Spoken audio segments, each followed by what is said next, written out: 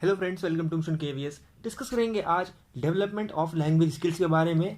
हमारा important topic जिसमें हम LSRW चारों चीज़ों पर बात करेंगे, क्या कहती हैं हमारी चारों चीज़ें, और इसके साथ साथ हम ये भी समझेंगे कि डेवलपमेंट स्किल्स में जो हमारी स्किल्स हैं उनके क्या सब स्किल्स हैं, और भी इंपॉर्टेंट पॉइंट्स इस वीडियो में हम कवर करेंगे।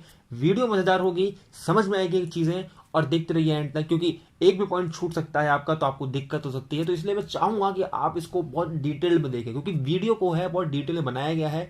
LSRW आपके चारों स्किल जो हैं बहुत अच्छे से कवर हो जाएंगी, कोई दिक्कत नहीं होगी। साथ में इस डेवलपमेंट स्किल्स में जो भी हमारी एक स्किल है, उस स्किल को सिखाने के लिए कौन से मेथड को यूज करते हैं, तो ये भी इस वीडियो में इंक्लूड कर दिया गया है। क्योंकि मेथड्स को जो मैंने अलग से करवाया था, उसके साथ साथ जो है कुछ ऐसे स्किल्स के हमारे मेथड्स भी हैं जो बहुत इंपॉर्टेंट है, और वो इस वीडियो में आपके लिए कवर हो जाएंगे। तो वीडियो बहुत इंपॉर्टेंट होगी, इंफॉर्मेटिव होगी, तो बने रहिए और देखते रहिए। डेवलपमेंट ऑफ लैंग्वेज स्किल्स आज का टॉपिक शुरू करेंगे हम इस टॉपिक को, बट इसका PDF आपको टेलीग्राम ग्रुप में मिल जाएगा, ज्वाइन होकर आप पा सकते हैं। डिस्क्रिप्शन में आपको टेलीग्राम ग्रुप का लिंक होगा।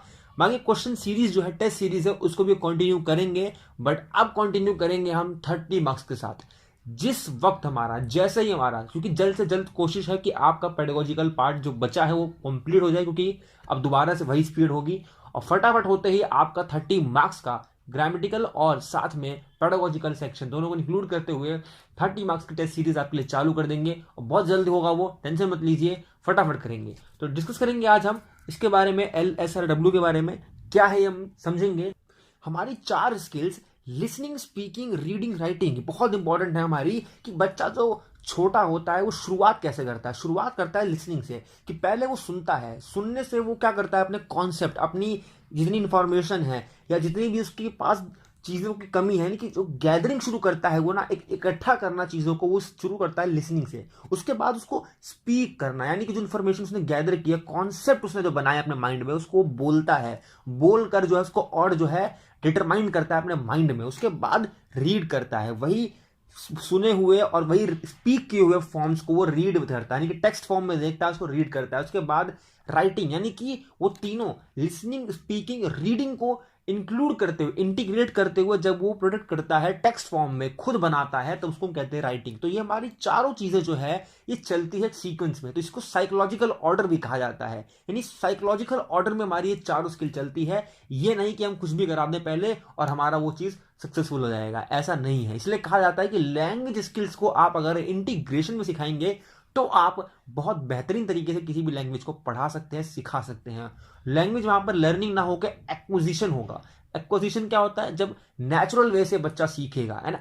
Natural way of learning a language is called acquisition, जिस तरीके से आपने अपनी नेटिव लैंग्वेज या मदर टंग सीखी है। ठीक, आगे बढ़ेंगे हमारा शुरू करते हुए कि समझेंगे हम पहले बेस चारों स्किल के बारे में, उसके बाद हम एक एक स्किल को लेंगे सेपरेटली और समझेंगे। ठीक है, देखेंगे हमारा तो लिसनिंग और हमारा रीडिंग होता है वो इनपुट स्किल्स कहलाता है। रिसेप्टिव स्किल भी कहते हैं और पैसिव स्किल्स भी कहते हैं। क्यों कहते हैं समझते हैं हम। देखिए, आपने कुछ सुना, सुनना जो आपका है एक इनपुट है, यानी कि आपने कुछ सुना और अपने माइंड में उसको जो है कॉन्सेप्ट को सोचा, समझा, उसको इमेजिनेशन किया। यानी कि सुनकर जब आपके माइंड में कोई हलचल होगी तो इनपुट होता है। जिस तरह से कंप्यूटर में आप कीबोर्ड से एक की दबाते हैं और वो की जो है अंदर ऑपरेट करती है कंप्यूटर में, मॉनिटर में, ठीक उसी तरह से जब आप कुछ चीज सुनते हैं, सुनने के बाद आपके माइंड में कुछ हलचल हो, कुछ इमेजिनेशन हो, कुछ ब्रेनस्टॉर्म हो, तो उसको हम कहते हैं इनपुट। तो इनपुट जो करवा दे, आप टेक्स्ट देखते हैं, रीड करके आपके माइंड में कुछ इनपुट होता है, कुछ ब्रेनस्टॉर्म होता है, कुछ हलचल होती है, उसको बाद सुन के, आप सुन के भी कुछ इनपुट लेते हैं ना, तो इनपुट स्किल्स भी कहते हैं रीडिंग और लिसनिंग को। रिसेप्टिव क्यों कहते हैं, क्योंकि आप रिसीव करते हैं, you receive the language of information और any information in your target language. तो आप जो सुनते हैं, आप जब रीड करते हैं, वाइल रीडिंग और while listening you receive some information. तो जब इंफॉर्मेशन आप रिसीव करते हैं तो उसी को हम कहते हैं रिसेप्टिव स्किल्स, यानी कि जो स्किल्स आपको रिसीव करने के लिए काम दे, रिसीव करने के लिए मददगार हो, वो आपकी रिसेप्टिव स्किल्स कहलाती है। बहुत सिंपल है। पैसिव स्किल को कहते हैं, इसको पैसिव स्किल भी कहा जाता है, क्योंकि ये एक तरीके से देखा है बहुत अटेंटिवली, आपको बहुत अटेंशन चाहिए होती है। अटेंशन को ध्यान में रखते हुए आप जो है यहाँ पर इंफॉर्मेशन को रिसीव करते हैं, आप जो कॉन्सेप्ट है उसको रिसीव करते हैं, और आपने टेक्स्ट फॉर्म को और आपने फोनेटिक फॉर्म को जब आप रिसीव करते हैं, यानी कि रिसेप्टिव यानी इनपुट, तो आप एक पैसिव फॉर्म में होते हैं। इसलिए यहां पर पैसिव स्किल्स भी इसको कहते हैं, लिसनिंग और रीडिंग को। बहुत सिंपल चीज है। बाकी हमारी जो बची हुई 2 स्किल्स होती है, हमारी स्पीकिंग और राइटिंग, इन दोनों को हम क्या कहते हैं, आउटपुट स्किल कहते हैं। यानी कि जो आपने अब तक समझा, सीखा, आपने जाना, आपने कलेक्ट किया, आपने क्लियरेशन किया अपने माइंड में, उन सभी को जब आप प्रोडक्शन में दें, यानी जब उन सभी को आप प्रोडक्ट करें, आउटपुट निकालें। आउटपुट निकालने का मतलब आपने कंप्यूटर की में मान लीजिए कुछ स्पेस दबाया, बैक स्पेस दबाया, तो बैक स्पेस जब आपने दबाया कीबोर्ड से तो वो अंदर इनपुट हुआ और स्क्रीन पे वो हलचल हुई, वो बैक स्पेस जो है कर्सर आगे गया होके, ठीक है।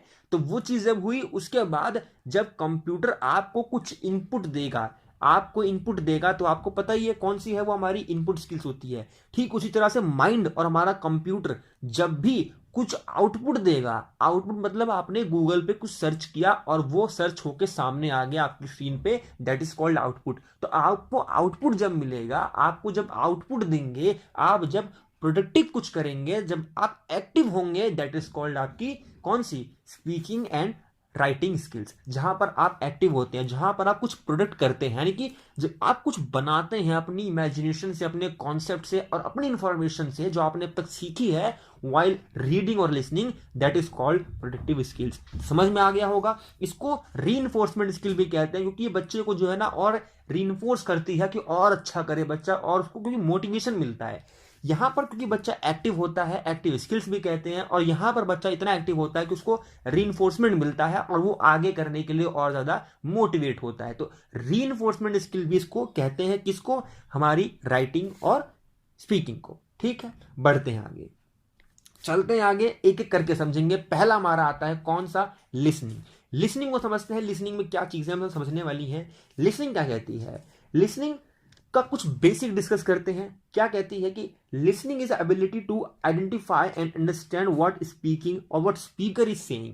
यानी कि ऐसी हमारी स्किल है जो बहुत इंपॉर्टेंट है हमारी, क्योंकि कहते हैं ना कि लोग क्या होता है कि सुनते हैं बोलने के लिए, सुनते हैं लोग बोलने के लिए, ना कि समझने के लिए। तो बहुत इंपॉर्टेंट स्किल है आप लोगों के लिए, सभी के लिए, कि listening is the main key to mother of any language.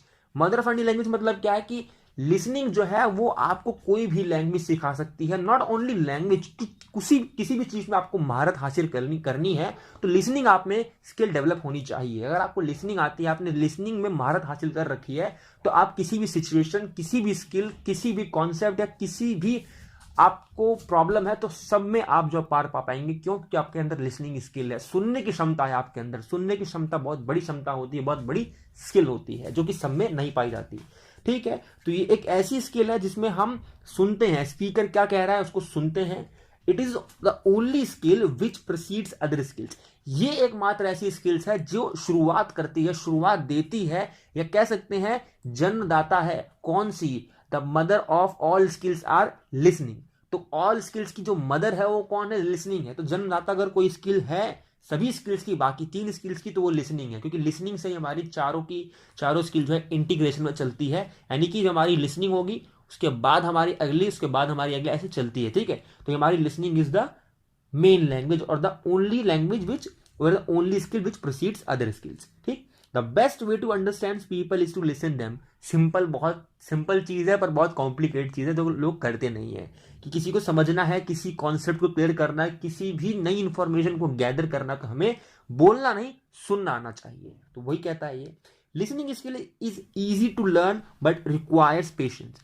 Listening skills एक ऐसी स्किल है जो बच्चों में पाई जाती है, अडल्ट्स में नहीं। क्यों कहते हैं ये चीज? अगर बच्चों में स्किल पाई जाती है तो ऐसा क्यों है ये लिसनिंग ज्यादातर? क्योंकि बच्चे को, जब बच्चा छोटा होता है, उसके पास कॉन्सेप्ट्स नहीं होते, उसके पास तरह की इंफॉर्मेशन नहीं होती है जिससे वो बहस कर सके, बात कर सके, वार्तालाप कर सके। इसलिए बच्चे को सुनना पर मजबूर होता है, बच्चे सुनने के लिए मजबूर होता है, और इसीलिए लिसनिंग स्किल बच्चे की बचपन में बहुत अच्छी होती है। अडल्ट में अच्छी क्यों नहीं होती? क्योंकि बच्चे के पास देखो इंफॉर्मेशन होती नहीं है, इसीलिए बच्चा मजबूर है। पर अडल्ट के पास इतनी इंफॉर्मेशन होती है, इतने कॉन्सेप्ट्स होते हैं कि वो बेचैन होता है कि कब बोले, वो उसको कब मौका मिले और कब मैं बोलूं। तो अपॉर्चुनिटी चाहिए होती है बोलने के लिए अडल्ट को, इसीलिए लिसनिंग स्किल बच्चों में अच्छी होती है और अडल्ट में अच्छी नहीं होती, क्योंकि बच्चों में पेशेंस होता है और अडल्ट में पेशेंस नहीं होता है, मोस्टली देखा जाता है। इसलिए कहा जाता है कि इसने लिसनिंग, जिसमें सुनने की क्षमता है ना, तो वो कुछ भी कर सकता है और कुछ भी समझ सकता है और कुछ भी सीख सकता है। तो ये चीज बहुत इंपॉर्टेंट है और बहुत ज्यादा ईजी है ये लिसनिंग स्किल्स, बट पेशेंस जो है रिक्वायर करती है आप लोगों के लिए, सभी के लिए। एनीवन कैन लर्न ओनली और any language if she he gets proper exposure of that language. कि कोई भी बच्चा है, कोई भी, वो अच्छे से लैंग्वेज सीख सकता है, डज नॉट मैटर कौन सी लैंग्वेज है, कोई सी भी लैंग्वेज सीख सकता है। मैंने बताया ना, लैंग्वेज के अलावा भी वो चीज़ें सीख सकता है अगर उसको प्रॉपर एक्सपोजर दिया जाए। प्रॉपर एक्सपोजर मतलब कि उसको साइकोलॉजिकल ऑर्डर में ही जो है भाषा सिखाई जाए, उसकी स्किल्स सिखाई जाए, इंटीग्रेशन हो स्किल्स का, तरह तरह की एक्टिविटीज़ हो, और साथ में अलग अलग तरह की हमारी टीएलएम यूज़ किया जाए, और तरह बच्चों को जो है ना वो एनवायरनमेंट भी मिले जहाँ पर बच्चा जो है स्किल को यूज़ करते हुए अपने आप को कॉन्फिडेंट और मोटिवेशन और इंटरेस्ट के साथ फील कर पाए अपने सेल्फ को। तो बहुत ज़रूरी है वो को टीचर का काम बहुत इंपॉर्टेंट भी होता है। ठीक है, बात करेंगे प्रोसेस ऑफ लिसनिंग कि लिसनिंग का प्रोसेस क्या होता है। देखोगे, समझेंगे, देखेंगे हम कुछ चीज़ हम पहले सुनते हैं तो पहले हम रिसीव करते हैं। रिसीव करने के बाद वो रिसीव की हुई चीज़ों को, इंफॉर्मेशन को, टेक्स्ट को, या फिर कोई फोनेटिक वर्ड कुछ भी हो सकता है, वो साउंड को भी रिसीव करके हमारे माइंड में जाता है, वो उसको हम अंडरस्टैंड करते हैं। अंडरस्टैंड करते हैं और अंडरस्टैंड करने के बाद हम रिमेंबर करते हैं कि जो हमने सुना है, क्या ये चीज़ हमने पहले कभी सुनी है, क्या ऐसा कोई कॉन्सेप्ट है जो उससे मैच करता है, ताकि अगर मैच करता होगा तो उसको हम इमेजिनेशन में ला पाएंगे और इमेजिन कर पाएंगे कि हाँ पहले भी ऐसा हुआ था और इस चीज़ की बात कर रहे हैं, या फिर ऐसी चीज़ है जिसकी बात अब होने वाली है ना, उसको हम प्रिडिक्ट कर सकें। तो ये बात होती है। तो रिसीव करके हम अंडरस्टैंड करते हैं, फिर रिमेंबरिंग करते हैं उससे जुड़े कॉन्सेप्ट्स और इंफॉर्मेशन के साथ, और उसके बाद इवैल्यूएशन करते हैं, इवैल्यूएट करते हैं अपने पुराने यानी पुरानी स्कीमास को नए स्कीमास के साथ। ठीक है, तो इवैल्यूएशन करते हैं रिसीव की हुई इंफॉर्मेशन को, और उसके बाद हम फीडबैक देते हैं, यानी कि जो हमने सुना समझा, हमने किस हद तक जो है अंडरस्टैंडिंग कॉम्प्रीहेंड कर पाए उस लिसनिंग को, उस रिसीविंग को, उसके बाद उसको फीडबैक देते हैं, उसको हम बोलते हैं। ठीक है, तो ये हमारी चारों चीज देखेंगे, 1 2 3 4, और लास्ट में फीडबैक पांचवी इंक्लूड होती है प्रोसेस ऑफ लिसनिंग में। ठीक, बढ़ते हैं आगे। Successful listening involves integration of, कि सक्सेसफुल लिसनिंग जो वो हमारी लिसनिंग होती है वो सक्सेसफुल तभी है जब उसमें इंटीग्रेशन हो कुछ एलिमेंट्स का। कौन से एलिमेंट्स है हमारे? पहला, डिस्क्रिमिनेशन बिटवीन साउंड्स, आप डिस्क्रिमिनेट कर पाए साउंड्स के अंदर, कि आपने जो सुना है वो साउंड अलग है और जो बाद में सुना वो साउंड अलग है। तो डिस्क्रिमिनेशन बिटवीन साउंड्स आपका अगर एक क्वालिटी है, अगर आप वो कर पा रहे हैं तो माना जाएगा कि आप लिसनिंग स्किल्स में जो है काफी ज्यादा अच्छे हैं, महारत है। बाकी एक ही स्किल्स में देखेंगे, इसमें एक ही एलिमेंट इन्वॉल्व नहीं होता है, और भी हमारे जो इंटीग्रेशन है कुछ क्या है वो सेकंड हमारा होता है रिकॉग्नाइजिंग वर्ड्स, यानी आपने कुछ सुना है अगर, तो सुनने के बाद क्या उसको आप रिकॉग्नाइज कर पाते हैं कि आपने पहले सुना है कि नहीं सुना है। पुराने कॉन्सेप्ट्स के, मैंने बताया ना कि पुरानी इंफॉर्मेशन जो आपने पहले सुनी है, आपके माइंड में ऑलरेडी इन्वॉल्व है, इंडल्ज है, उससे आप रिकॉल कर पाते हैं, उससे आप रिकॉग्नाइज कर पाते हैं, तो आपकी लिसनिंग स्किल और अच्छी हो जाती है। ठीक, थर्ड पॉइंट कहता है आइडेंटिफाइंग स्ट्रेस वर्ड, यानी कि आप बोलते समय जब आप स्ट्रेस देते हैं तो सुनने वाला क्या वो स्ट्रेस को भी फील कर पाता है, रिसीव कर पाता है एक्यूरेटली और नॉट। तो वही होता है, लिसनिंग स्किल सक्सेसफुल तभी होती है जब हम आइडेंटिफाई कर दें कि किस वर्ड पे जो है स्ट्रेस दिया गया है, किस वर्ड पे स्ट्रेस नहीं दिया गया है, और कहाँ पे उस बोलने का सेंस क्या निकल कर आ रहा है। जैसे बोलते हैं ना कि पकड़ो मत जाने दो, या पकड़ो जाने मत दो, तो ये एक कहने का जो सेंस हमारा स्ट्रेस है वर्ड्स के ऊपर, तो ये स्ट्रेस जो है हमारे हैं अलग अलग सेंटेंस में, अलग अलग वर्ड्स में, ये कब मिलने को, देखने को मिलता है, सुनने को मिलता है, ये जो हमारा लिसनर है वो इस चीज को आइडेंटिफाई कर पाता है कि नहीं। तो यही बात होती है हमारी स्ट्रेस्ड वर्ड के ऊपर। ठीक है, giving appropriate feedback to speakers, यानी कि सक्सेसफुल लिसनर वो भी होता है, एक ऐसा एलिमेंट होना चाहिए उसके अंदर जो प्रॉपर फीडबैक दे पाए। उससे पूछा कुछ और गया है, वो बोल कुछ और रहा है, और फीडबैक जो है वो हमारा कुछ और बोल रहा है, यानी कि कहीं बात को कहीं और ले जाना, पूर्व की बात को पश्चिम में बोलना। तो कहने का मतलब क्या है कि फीडबैक जो है अप्रोप्रिएट स्पीकर को दे पाना अकॉर्डिंग टू द जो सुना है उसने, अकॉर्डिंग टू द नीड और according to the ask question. ठीक है, तो giving appropriate feedback to speakers ये भी एक एलिमेंट है जो इन्वॉल्व करता है सक्सेसफुल लिसनिंग के अंदर।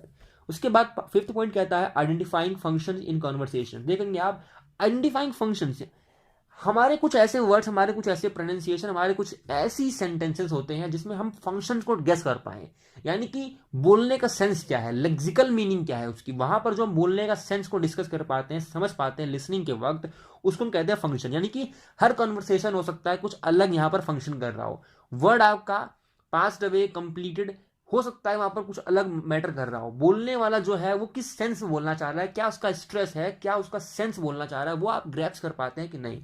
तो वो तमाम चीजें जो फंक्शन कर रही है उस वक्त कॉन्वर्सेशन में, उसको आइडेंटिफाई अगर आप कर पाते हैं, इवन दो स्पीकर गलत बोल रहा है फिर भी आप उसको प्रेडिक्ट कर पाते हैं, सही मान पाते हैं, फंक्शनल क्या है उसका वो जान पाते हैं, that is called successful listening, और सक्सेसफुल लिसनर भी होते हैं आप। 6 पॉइंट कहता है recalling important words, topics and ideas. जब भी आप कुछ चीज सुन रहे हैं तो आप ऐसा नहीं होते हैं आप ब्लैंक पेपर हैं, आपके माइंड में वो कॉन्सेप्ट पहले से ही होते हैं।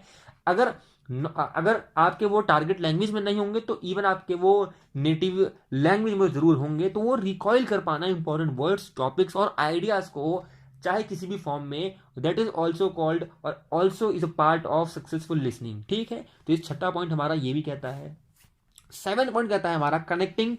देखेंगे हमारा इंटोनेशन बहुत इंपॉर्टेंट है, हमारा इंटोनेशन यानी कि किसका कहां पे उतार चढ़ाव है, वर्ड पे कौन से स्ट्रेस देता है कौन से स्ट्रेस नहीं देता। देखो जब भी आप सेंटेंस में बोलते हैं, आप सेंटेंस में किस वर्ड पे किस आइडिया पे स्ट्रेस देना चाहते हैं, दैट इज इन थर्ड। ठीक है, तो स्ट्रेस वर्ड हमारा जब बात करते हैं इंटोनेशन की, तो कब आप उतार चढ़ाव यूज करते हैं ना, एक्सक्लेमेशन कब यूज करते हैं आप, तो ये इंटोनेशन आप बहुत इंपॉर्टेंट होता है। Stress gesture in situation to take our meaning, तो ये जेस्चर स्ट्रेस्ड सिचुएशन देखो सारी चीज में मिक्स हो जाती है कि कब हम जेस्चर, स्ट्रेस्ड, इंटोनेशन और हमारे जो बॉडी लैंग्वेज है उसको ध्यान में रखते हुए, उसको समझते हुए जब हम उस स्पीकर के मतलब को समझ पाए, that is also is element of successful listening और अ सक्सेसफुल लिसनर। तो ये हमारी एक चीज है, 7th पॉइंट कहता है बहुत इंपॉर्टेंट है। तो ये तमाम चीजें हमारे सातों पॉइंट जो है एक एक्टिव लिसनर में या फिर एक सक्सेसफुल लिसनर के अंदर होनी चाहिए, तभी हम बोल पाएंगे कि ये लिसनर जो है बहुत अच्छा है और एक्टिव लिसनर है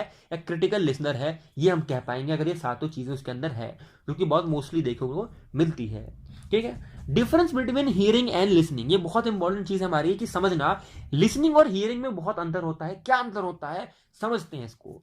देखेंगे हियरिंग क्या होता है, when your ears pick up sounds waves. देखेंगे आप मान लीजिए आप बस स्टैंड पे खड़े हैं, तो बस स्टैंड में आप खड़े हैं तो तमाम आवाज सुनने को मिलती है आपकी, कोई चाट बेच रहा है, कोई पूरी सब्जी बेच रहा है, कोई चाय बेच रहा है, तो कोई भुट्टा बेच रहा है, कुछ भी बेच रहा है, कोई भी जो बेच रहा है आसपास, आपकी रेडी लगी हुई है, दुकानदार है, ट्रैफिक है, आपका जो साउंड आ रहा है उसका हॉर्न आ रहा है ना, आपके स्पीकर जो है बज रहे होंगे रोड पे, आसपास लोग बजाते हैं आजकल तो बहुत ज्यादा, है ना। तो तमाम चीजें जो आप ना चाहते हुए भी आपके ईयर में अब वो वेव्स आ रही है साउंड की, है ना, जो आप सुन रहे हैं, बस आपका अटेंशन नहीं है बट आपके कानों में वो आवाजें पड़ रही है, दैट इज कॉल्ड हियरिंग। कि जब आपके साउंड जो है, साउंड आपके जो ईयर्स है जब ऐसे ही साउंड्स को पिकअप्स कर लें, जो भी आप नहीं चाहते हैं, आपका अटेंशन नहीं है बट फिर भी आप सुन रहे हैं, आपका ध्यान नहीं है बट आपके कानों में आवाज आ जाती है, तो वो कहती है हमारी साउंड वेव्स। ठीक है, तो उसका हमारा मतलब होता है हियरिंग का। बट लिसनिंग क्या होता है, लिसनिंग होता है कि जब आप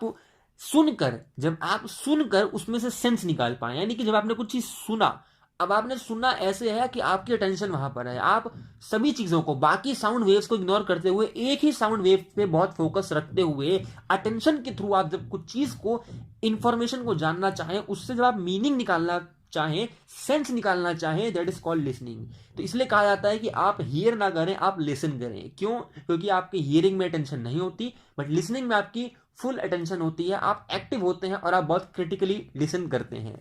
ठीक है, तो यहां पर आपका हियरिंग और लिसनिंग हो सकता है। कैसे हो सकता है, इसका एक और एग्जांपल देता हूं मैं। एग्जांपल के लिए भैया आप बस स्टैंड पे खड़े हैं, आपने चने चाट, पानी बेचने वाला, पूरी बेचने वाला, गोलगप्पे बेचने वाला, सबकी आवाज सुनी, चाय बेचने वाला, सबकी आवाज सुनी, तो ये आपका हियर है। बट आपको वहां पर चाहिए क्या, आपको चाहिए वहां पर एक पूरी सब्जी बेचने वाला या फिर छोले भटूरे खाने वाला। तो जब आप छोले भटूरे वाले की आवाज सुनेंगे, आप पूरी सब्जी बेचने वाले की आवाज सुनेंगे, तब आप लिसन करेंगे, जब आप अटेंटिव हो जाएंगे, क्योंकि आपको चीज चाहिए, आप वो चीज खोज रहे हैं। तो जब आप लिसन में अटेंशन दे दें, जब आप लिसन में आप एक चीज को गौर से सुने, तो वो आपकी कौन होती है, लिसनिंग स्किल होती है, आपकी हियरिंग नहीं होती है। इसका सिंपल अगर आप समझना चाहें तो हैमिल्टन क्या कहते हैं समझ ले, बहुत सिंपल समझ जाएंगे आप, कि hearing with years and listening is with mind. कि जब आप हियर करते हैं तो आप ईयर से, अपने कानों से सुनते हैं, बट जब आप लिसन करते हैं तब आप अपने माइंड से सुनते हैं, है ना। तो अपने माइंड से सुनना क्या होता है, लिसन होता है, अपने कानों से सुनना आपका हियर होता है। ये कौन कहता है, हैमिल्टन कहते हैं। समझ लेंगे बात, ठीक। Listening involves 3 basic steps. Listening में देखेंगे 3 बेसिक स्टेप्स आते हैं हमारे, हियर करना, अंडरस्टैंड करना और जजिंग करना। ठीक है, ये हमारा हियरिंग में नहीं होता, लिसनिंग में होता है। यानी लिसनिंग में हमारा क्या कहते हैं, पहले हम सुनते हैं कुछ चीज, उसके बाद सुनने के बाद अटेंशन देते हैं, अटेंशन देने के बाद उसमें हम अंडरस्टैंड करते हैं कि चीज हमने जो सुनी है उसमें हमारा क्या जो है इन्फॉर्मेशन निकाल सकते हैं, क्या उसमें जो है इवेल्युएट कर सकते हैं, क्या हम एनालाइज कर सकते हैं, और अंडरस्टैंड करने के बाद हम उसको जज करते हैं कि जब हमने सुना है वो इससे रिलेटेड है, हमने जो सुना है उसमें ये चीज है, जब हमने सुना है उसमें ये सब चीजें इवेल्युएशन के थ्रू आप निकालते हैं, जज करते हैं बेसिकली। तो लिसनिंग में हमारे 3 जो है बेसिक स्टेप्स आते हैं, आप देख सकते हैं। बढ़ते हैं आगे किसकी तरफ, स्टेजेस कुछ होती हैं लिसनिंग की। जब भी आप क्लासरूम में लिसनिंग पे फोकस करवाते हैं, लिसनिंग की एक्टिविटीज करवाते हैं, तो लिसनिंग एक्टिविटीज में आप कुछ स्टेजेस रखते हैं जो कि बहुत इंपॉर्टेंट है। क्या है स्टेजेस ऑफ लिसनिंग एक्टिविटीज, देखेंगे। पहली हमारी होती है प्री लिसनिंग, ठीक। दूसरी हमारी होती है, समझेंगे, वाइल लिसनिंग। तीसरी हमारी होती है पोस्ट लिसनिंग। बहुत सिंपल है, देखो प्री लिसनिंग क्या होता है, आप समझेंगे इस चीज को, पहले समझिए। आपने क्लासरूम में लिसनिंग जो स्किल है उस पर फोकस करवाना है, लिसनिंग स्किल जो है आप उसको डेवलप कराना चाहते हैं बच्चों के अंदर, तो आपने कुछ एक्टिविटीज को जो है आइडेंटिफाई किया, उनको ग्रेडेशन किया, उनका जो है एक तरीके से स्वरूप बनाया, प्लान किया, और उसके बाद आप क्लासरूम में जो है इंप्लीमेंट करने जा रहे हैं। उसके बाद जब आप ये चीजें करेंगे तो आप जो है कुछ स्टेजेस में जो है अपनी एक्टिविटीज को बांटेंगे, लिसनिंग एक्टिविटीज को कुछ स्टेजेस में बांटेंगे। वो कौन सी होगी, प्री लिसनिंग होगी। यानी कि जब आप बच्चों को कुछ चीजों से, जो आप पढ़ा रहे हैं, जो आप समझा रहे हैं, जो आप लिसनिंग एक्टिविटीज करा रहे हैं, जब आप उनसे बच्चों को इंगेज करवाना चाहते हैं, इंडल्ज करवाना चाहते हैं, कि बच्चा जो है अवेयर हो जाए कि मैं जो करवाना चाह रहा हूं, अब बच्चे की प्रीवियस नॉलेज है जब आप कनेक्ट करवाना चाहें, दैट इज कॉल्ड आपकी प्री लिसनिंग एक्टिविटी। यानी कि प्री लिसनिंग जब आप बच्चे को कनेक्ट करवाएं, बच्चे को आप जो भी एक्टिविटी करवाने वाले हैं उसके लिए तैयार करें, तो हम कहते हैं प्री लिसनिंग एक्टिविटी हो रही है, ठीक। वाइल लिसनिंग एक्टिविटी क्या होती है, वाइल लिसनिंग क्या होता है कि जब आप एक्टिविटी के दौरान जब आप कुछ क्वेश्चन पूछें, कुछ ऐसी इंफॉर्मेशन जानना चाहें, यानी जब आप बच्चों से ये चीजें जानना चाहते हैं कि बच्चों बताओ इसमें क्या कर सकते हैं, आप इसमें ऐसे भर सकते हैं, इसमें ये वर्ड आ सकता है, यानी कि जब आप बच्चों को लिसनिंग के दौरान कुछ ऐसे कमांड्स दें, कुछ ऐसी इंफॉर्मेशन, कुछ ऐसे क्वेश्चन पूछें, तब उसको कहते हैं वाइल लिसनिंग एक्टिविटी, जिसमें बच्चा जो है एक्टिविटी को करता है, सुनते वक्त जो है टास्क फॉलो करता है, और वाइल लिसनिंग एक्टिविटी उसकी चलती रहती है।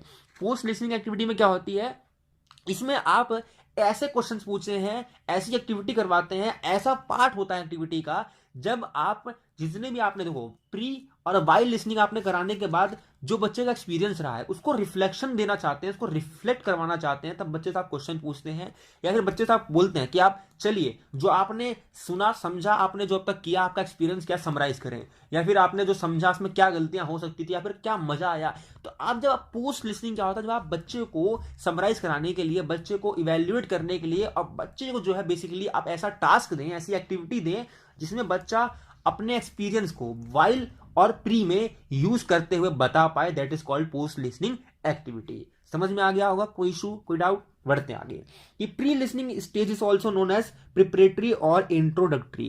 यानी कि जब आप प्रिपेयर कराते हैं या फिर इंट्रोडक्शन देते हैं एक्टिविटी का, तो आपका कौन होता है, प्री लिसनिंग एक्टिविटी या फिर प्रिपरेटरी और इंट्रोडक्टरी हमारी कौन सी एक्टिविटी भी कहलाती है, ठीक है। बढ़ते हैं आगे एक्टिविटीज फॉर टीचिंग लिसनिंग। कौन सी हो सकती है हमारी activities, listening and performing actions, जहां बच्चा लिसन करके परफॉर्म करता है एक्शन। उसके बाद लिसनिंग एंड सॉल्विंग प्रॉब्लम, जहां बच्चा सुनकर प्रॉब्लम को सॉल्व कर सकता है, ठीक है। उसके बाद हमारी हो सकती है listening and transferring information, line से बच्चों को खड़ा कर दिया कि एक इन्फॉर्मेशन दी गई और बाद में बच्चा जो है उसको कैरी आउट करते हुए अगले को बताता रहता है, और इन्फॉर्मेशन जो है एंड में क्या निकल कर आती है, क्या कम आउट निकल कर आता है, ये बात एंड में मालूम चलती है, ठीक है। कुछ ऐसी एक्टिविटी हो सकती है जो लिसनिंग एंड गेसिंग और इवैल्यूएशन पे ध्यान दे सकता है। ये हमारी वो हो सकती है कि आप कुछ बच्चों के कान में एक वर्ड बताएं और बच्चा वो जेस्चर के थ्रू, बॉडी लैंग्वेज के थ्रू परफॉर्म करेगा और बताएगा बाकी बच्चों को कि मुझको कान में क्या बताया गया है और ये वर्ड है या फिर ये जो है मीनिंग बताना चाहता है, वो अपने जेस्चर के थ्रू, ठीक है। तो ये हमारी कुछ एक्टिविटीज हो सकती है जो इसमें इंडल्ज होती है और इन्वॉल्व होती है। ये हमारे चारों फॉर्म में ही एक्टिविटी आ जाती है, ठीक। बढ़ते हैं आगे, टाइप्स ऑफ लिसनिंग बहुत इंपॉर्टेंट है हमारा। क्या है, पैसिव लिसनिंग। सबसे पहले हमारा होता है टाइप्स ऑफ लिसनिंग में पैसिव लिसनिंग, जहां पर हम क्या होता है क्वाइटली बैठे होते हैं, ठीक है, without responding to what the speaker is saying, जहां पर हमें बोलने की अनुमति नहीं होती, हमें केवल सुनना होता है और हम पैसिवली सुनते रहते हैं। हमारा कोई वो बोलने के लिए हमें कोई अपॉर्चुनिटी नहीं मिलती है, हमें बोलने के लिए कोई बोलता नहीं है, क्वेश्चन नहीं पूछता कोई, बस हम स्पीकर को सुनते रहते हैं कि स्पीकर क्या कह रहा है विदाउट रिस्पॉन्डिंग आर रिस्पॉन्स। ठीक, आगे देखेंगे एग्जाम्पल के लिए listening music, broadcast, radio etcetera, जहां पर आपको बोलने का मौका ना के बराबर मिले या फिर मिले ही ना, that is called passive listening. Simple. Active listening क्या है कि engaging with speakers verbally and through body language, जहां पर आप स्पीकर के साथ इंडल्ज होते हैं, स्पीकर के साथ आप इन्वॉल्व होते हैं कि वो बोल रहा है तो उस पर आप रिस्पॉन्स देते हैं। ठीक है, तो एक्टिव लिसनिंग कहलाती है। एग्जाम्पल के लिए जनरल कॉन्वर्सेशन हो सकता है, कॉन्फ्लिक्ट हो सकता है, या इंटरव्यू हो सकता है आपका एक्टिव लिसनिंग के अंदर। ठीक, बढ़ते हैं आगे, समझते हैं आगे किसको, स्पीकिंग स्किल्स को। ठीक, तो अगली हमारी स्किल क्या है, स्पीकिंग स्किल, इसमें समझते हैं। स्पीकिंग स्किल में आती है हमारी सबसे पहले जो हम समझेंगे इसका बेसिक, कि one of the productive skill, हमारी एक बेहतरीन प्रोडक्टिव स्किल जो हमें क्या करती है, हमारे इंफॉर्मेशन को, हमारे कॉन्सेप्ट को, हमारे फीलिंग, हमारे इमोशन को कैरी आउट करने के लिए, बतलाने के लिए, एक्सप्रेस करने के लिए यूज होती है, वो कौन सी है, स्पीकिंग स्किल है। बहुत इंपॉर्टेंट है और बच्चों में ये स्पीकिंग स्किल बहुत ज्यादा देखने को मिलती है क्योंकि सबको बोलने का मौका चाहिए होता है। प्राइमरी बच्चे होते हैं ना, छोटी क्लास के, उनको बोलना बहुत पसंद होता है, और अगर उनको कुछ वर्ड्स, कुछ इंफॉर्मेशन, कुछ सेंटेंस अगर सीख ले आ जाए तो उनको बोलने से पीछे कोई नहीं रोक सकता, और बहुत चंचल होते हैं, बहुत हलचल में रहते हैं कि कब उनको मौका मिले, कब वो बोले। इसलिए one of the productive skill होती है, बहुत इंपॉर्टेंट है हमारे, इसलिए हमें मौका देना चाहिए प्राइमरी क्लास में बच्चों को as much as they can speak, तो इसीलिए बहुत जरूरी है हमारा ये स्किल। ठीक है, known as act of vocal sounds, तो हमारा जो वोकल कॉर्ड्स होता है हमारा, तो उससे जब हम साउंड प्रोड्यूस करते हैं तो हमारा एक ऐसा एक्ट होता है जिसको हम स्पीकिंग स्किल के नाम पे या स्पीकिंग के नाम से भी जानते हैं।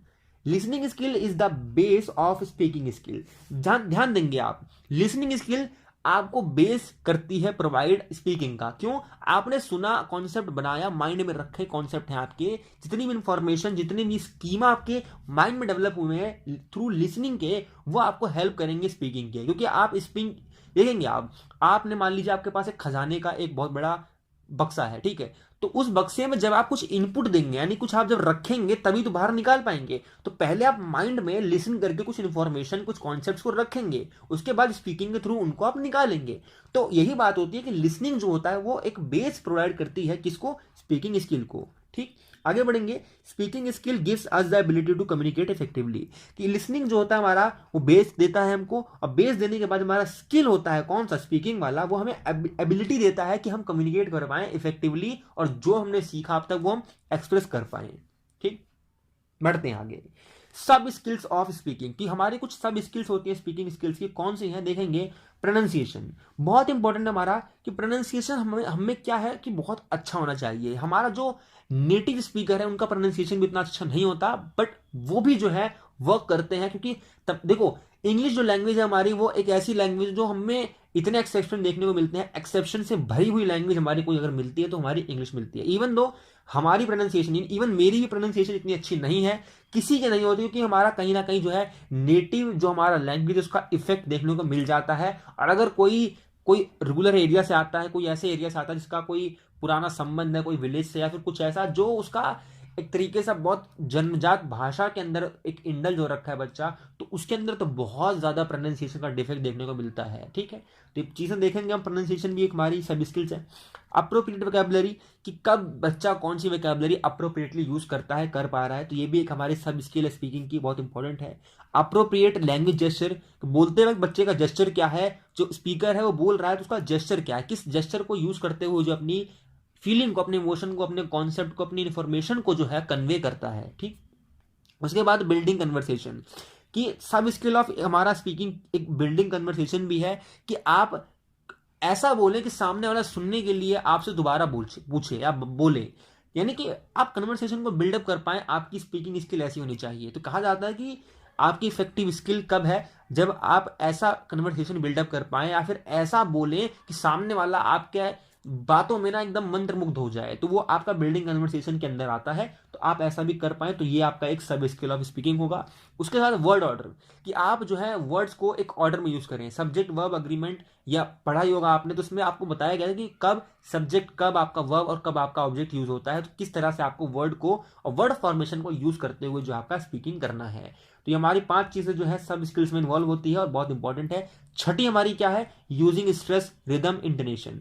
सब स्किल्स में बहुत इंपॉर्टेंट हमारा कि कब हम स्ट्रेस को यूज करते हैं, कब हमें स्ट्रेस देना है, कब हमें रिदम में आना है, कब हमें कौन सा राइम मैच करना है, कब हमें कौन सा इंटोनेशन यूज करना है, यानी कि हमें कब उतार चढ़ाव रहते हुए कहाँ पे स्ट्रेस देना है, किस फीलिंग को डिनोट करते हुए हमें कहाँ पर धीमा होना है, कहाँ पॉज लेना है, कहाँ हमें प्रोनाउंसिएशन को किस तरह से बोलना है, ये तमाम चीजें हमारी है सब स्किल्स ऑफ स्पीकिंग में आती हैं, बहुत इंपॉर्टेंट है। इसलिए कहा जाता है कि ये हमारी जितनी भी स्किल्स और सब स्किल्स हैं आनी चाहिए, समझनी चाहिए और इस पे इंप्रूवमेंट देती रहनी चाहिए। ठीक, बात करेंगे बैरियर्स ऑफ स्पीकिंग। क्या है barriers of speaking? Unclear message. क्या आपने कुछ सुना तो आपने जब कुछ अलग ही सुन लिया होगा, ये आपके एक तरीके से लिसनिंग को भी इफेक्ट कर जाता है कि जब आपने कुछ अनक्लियर मैसेज सुना होगा तो आप बोलने में जो है एक तरीके का अनकॉन्फिडेंट हो जाएंगे या डिमोटिवेट हो जाएंगे, आपको पता ही नहीं बोलना क्या है, बट आप कुछ भी बोलते रहेंगे। तो आपने पता है कि आप गलत बोल रहे हैं, बट फिर भी क्योंकि आपको बोलना है इसलिए आप बोले जा रहे हैं। तो अनक्लियर मैसेज जो है एक बैरियर हो सकता है स्पीकिंग का। फियर ऑफ मेकिंग मिस्टेक, जो कि बच्चों के अंदर कूट कूट के भरा होता है कि मैं गलत बोल दूंगा तो मेरे लिए कौन क्या बोलेगा, कैसे हंसेगा, मेरे लिए लोग क्या सोचेंगे, है ना, मेरी इमेज गिर जाएगी, मेरी इज्जत चली जाएगी। तो तमाम चीजें जो है फियर ऑफ मेकिंग मिस्टेक में आता है और वो स्पीकिंग स्किल को जो है बैरियर के रूप में रख देता है। लैंग्वेज डिफिकल्टी, लैंग्वेज बहुत सारी ऐसी होती है हमारी बहुत डिफिकल्ट है बोलने के लिए। सबसे ज़्यादा डिफिकल्ट है देखेंगे तो हमारी वो मैडरिन होती है, हमारी जैपनीज हो सकती है हमारी, उसके साथ हमारी जो थाई लैंग्वेज होती है बहुत बहुत बहुत डिफिकल्ट लगती है मुझे तो खासकर। तो हमारी कुछ ऐसी लैंग्वेज बहुत डिफिकल्ट है तो उनको एक बैरियर के रूप में देखा जाता है कि वो स्पीकिंग में बहुत ज़्यादा बैरियर देती है, क्योंकि रीडिंग कुछ है, बोलने का कुछ और है, राइटिंग का कुछ और है। तो हमारी जितनी डिफिकल्ट, जितनी इंटेंस, जितनी कॉम्प्लेक्स होगी हमारी लैंग्वेज उतनी डिफिकल्ट होगी स्पीकिंग के लिए भी। ठीक है। नॉट अंडरस्टैंडिंग द रिसीवर, तो आप देखेंगे जब रिसीवर जो हमारा है ना, जो हमें कुछ बोल रहा है, जब उसको हम समझ नहीं पाएंगे, हम रिसीव जो हमने किया है उसको जब अंडरस्टैंड नहीं कर पाएंगे, इंटरप्रेट नहीं कर पाएंगे कि बोला क्या गया है, हम उसको समझ नहीं पाएंगे, तब हम बोलने के लिए भी सक्षम नहीं होंगे, बोलने के लिए हम एबल नहीं होंगे कि हमें ये बोलना था, क्योंकि हमने वो अंडरस्टैंड ही नहीं किया है, पहली बात। ठीक। अगला, यूज ऑफ नेगेटिव वर्ड्स, कि जब आप नेगेटिव वर्ड्स को बहुत यूज करते हैं तब आपको बोलने में बहुत झिझक होगी। मान लीजिए आप बहुत ज्यादा गालियां देते हैं तो आपके वर्ड वर्ड में एक ऐसा इंटोनेशन आता है, ऐसी बार बार में आप गालियां देते हैं, बार बार में कुछ ऐसा तुकबंदी यूज करते हैं जो कि अनअप्रोप्रिएट है या फिर यूज नहीं कर पाते हैं अपने फैमिली, अपने मेंबर के साथ या फिर अपने बच्चों के साथ या फिर अपने दोस्तों के साथ भी। तो आप जब ऐसे नेगेटिव वर्ड्स को यूज करते हैं तो आप बोलने से झिझकते हैं, आप बोलने से जो है शांत रहते हैं, आप बोलते नहीं है, तो बैरियर के रूप में आ जाता है वो। क्यों? क्योंकि आप नेगेटिव वर्ड्स को यूज करते हैं। इसलिए कहते हैं कि बैरियर जो हमारा नेगेटिव वर्ड है इसको भी आप भूल जाएं, इसको भी आप यूज ना करें ताकि आपकी स्पीकिंग स्किल अच्छी हो जाए। Lack of consistency in communication process, जब आप कंसिस्टेंसी बात नहीं कर पाते, देखेंगे आप एक चीज समझेंगे, जब आपने देखा होगा ये मोगली पिक्चर को या फिर कोई ऐसी पिक्चर जिसमें जंगली जानवर को दिखाया गया हो या फिर कोई ऐसे इंसान को दिखाया गया जो जंगलों में रहता होगा, तो उसमें आप देखा होगा कि वो बोलने में सक्षम नहीं होते हैं, वो बोलने में झिझकते हैं और बोल नहीं पाते। क्यों? क्योंकि जब वो कंसिस्टेंटली जो है बोल नहीं पाते हैं, उनको मौका नहीं मिलता, अपॉर्चुनिटी नहीं मिलती है कि लिसन करने का, बोलने का, तब जो है वो उनके बैरियर के रूप में आ जाता है स्पीकिंग में। तो जो उनका वो बन जाता है बैरियर, तो उनका एक ऐसा माहौल बन जाता है उनके लिए कि जहां पर वो बोलने झिझकते हैं, डिमोटिवेशन फील करते हैं, उनके पास इंफॉर्मेशन नहीं होता, वर्ड नहीं होते, वोकैबुलरी नहीं होती, उनके पास सब चीज़ों में कमी होती है, इसलिए उनके पास बहुत ज़्यादा दिक्कत होती है बोलने के लिए, कम्युनिकेशन करने के लिए। इसलिए कहा जाता है कि आपको बराबर मौका मिलना चाहिए टीचर के थ्रू कि आप जो है बार बार जो है अपॉर्चुनिटी मिले आपको और आप बोलने के लिए उत्साही हो, आपको बोलने के लिए मोटिवेट किया जाए और बच्चों को इक्वली जो है इंपॉर्टेंस दी जानी चाहिए और अपॉर्चुनिटी मिलती रहनी चाहिए। ठीक, आगे बढ़ेंगे।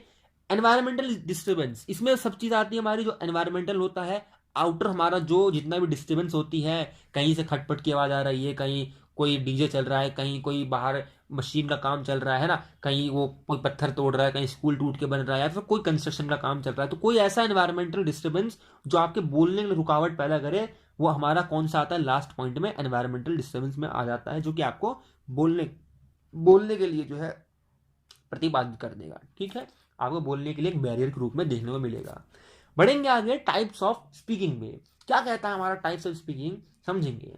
हमारे दो तरह की हो सकती है टाइप्स ऑफ स्पीकिंग। पहला होता है प्रिपेयर्ड स्पीकिंग और दूसरा हमारा था अनप्रिपेयर्ड स्पीकिंग। जब आपको पहले से बता दिया जाए कि कल कंपटीशन है, कल आपको इस टॉपिक पर बोलना है, ये फॉर्मेट होना चाहिए, इस तरीके का आप प्रिपेयर कर सकते हैं और आप घर जाके इंटरनेट पर पूरा जांच पड़ताल करते हैं, देखते हैं, खोजते हैं, दोस्तों से पूछते हैं, लोगों का एक्सपीरियंस समझते हैं और उनसे आइडिया लेके आपने आप प्रिपरेशन करते हैं और स्कूल में जाकर आप परफॉर्म करते हैं और उसको आप जब प्रिपेयर करके आप जब बोलते हैं स्टेज पे आके, पोडियम के आगे आके, that is called prepared speaking, ठीक है। बट अनप्रिपेयर्ड क्या होता है, जब आप असेंबली में बैठे हैं और आपको अचानक से नाम बोला जाए और आपको बोला जाए चलिए आप आइए स्टेज पे और आप ये टॉपिक बोले, इस टॉपिक पर अपनी बात रखें। ये मेरे साथ हो रखा है। जब मैं असेंबली में था तो मेरे साथ ये से हुआ था कि ऐसा हुआ करता था कि जो हमारी प्रेयर हुआ करती थी वो रोल नंबर वाइज हुआ करती थी। तो आप साथ भी ऐसा हुआ होगा कि हमारी जो प्रेयर होती थी कि भाई ये रोल नंबर के बच्चे बोलेंगे, ये रोल नंबर के बच्चे फिर आएंगे, फिर एक रोल नंबर और सीक्वेंस वाइज चलता था कि पहले ये रोल नंबर के करेंगे, उसके बाद ये सेक्शन के करने होने के बाद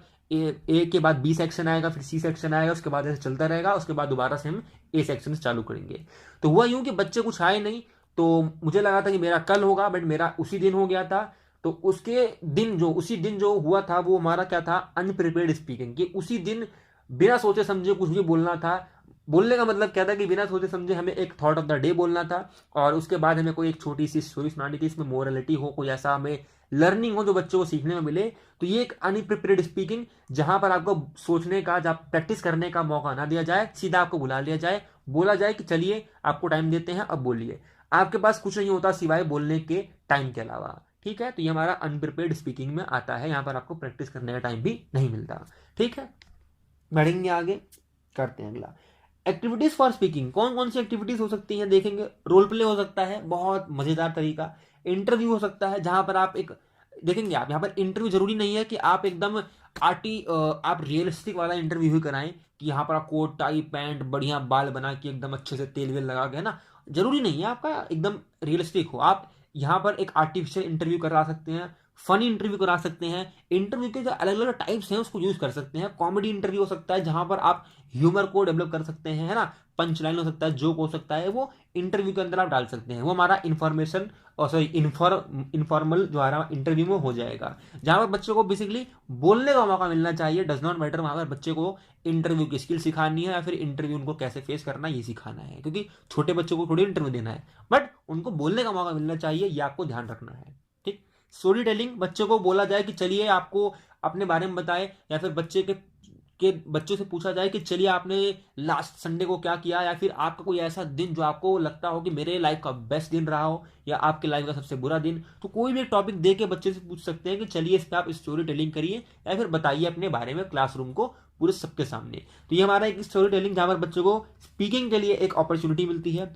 सिमुलेशन हो सकता है, simulation is little bit different from role play. Simulation देखेंगे आप, रोल प्ले थोड़ा डिफरेंट होता एकदम एग्जैक्ट जैसा है। सिमुलेशन में बच्चों को जो है रियलिस्टिक ऑब्जेक्ट दिया जाता है, रियलिस्टिक चीजें दी जाती है, और वो रोल प्ले जैसा ही होता है, बट बहुत ज्यादा रियलिस्टिक चीजें यूज करते हुए सिमुलेशन होता है। एग्जाम्पल के लिए, अगर बच्चा हवलदार बना है, बच्चा पुलिसमैन बना है, तो वहां पर बच्चों को डंडी दी जाती है। अगर मान लीजिए कोई पुलिस वुमेन बनी है, या कोई डॉक्टर बना है, या फिर कोई नर्स बना है, कोई लॉयर बना है, तो उसके पास जो इक्विपमेंट है, जो चीजें हैं, वो यूज करता है रियलिस्टिक तरीके से। लॉयर बना है तो उसको काला कोट पहना दिया गया, उसको एक फाइल दे दी गई, है ना, उसके बाद उसको थोड़ा एक चश्मा पहना दिया गया, थोड़ा रियलिस्टिक लगे, है ना, पढ़ा लिखा लगे। डॉक्टर है तो उसको एक स्टेथोस्कोप दे दिया गया, व्हाइट कोट दे दिया गया, चश्मा पहना दिया गया, है ना। तो उसके पास एक बहुत अच्छे तरीके से, जब उसको आइटम से हम रोल प्ले करवाएं, बहुत रियलिस्टिक चीजों से हम जब रोल प्ले करवाएं, तो हमारा स्टिमुलेशन में आ जाता है। बट रोल प्ले में ऐसा सच नहीं होता है, हमें ऑलमोस्ट चीजें इमेजिन करनी होती है। एक चेयर पे बैठना है तो वही इमेजिन करना होता है, रेस्टोरेंट में जाना है तो खाने का भी जो हमें इमेजिन करना होता है कि प्लेट ला के रख दिया है और ये पानी आ गया, ये पैसे दे रहे हैं, तो सब चीज हमारा इमेजिनेशन पे मोस्टली चलता है, तो हमारा रोल प्ले है। बट जहां रियलिस्टिक चीजें आ जाए, that is called simulation. Story completion हो सकता है हमारा, कि आपने एक लाइन दे दी गई, बच्चों से बोला चलिए अब इस लाइन के आगे आप स्टोरी बना के बताइए।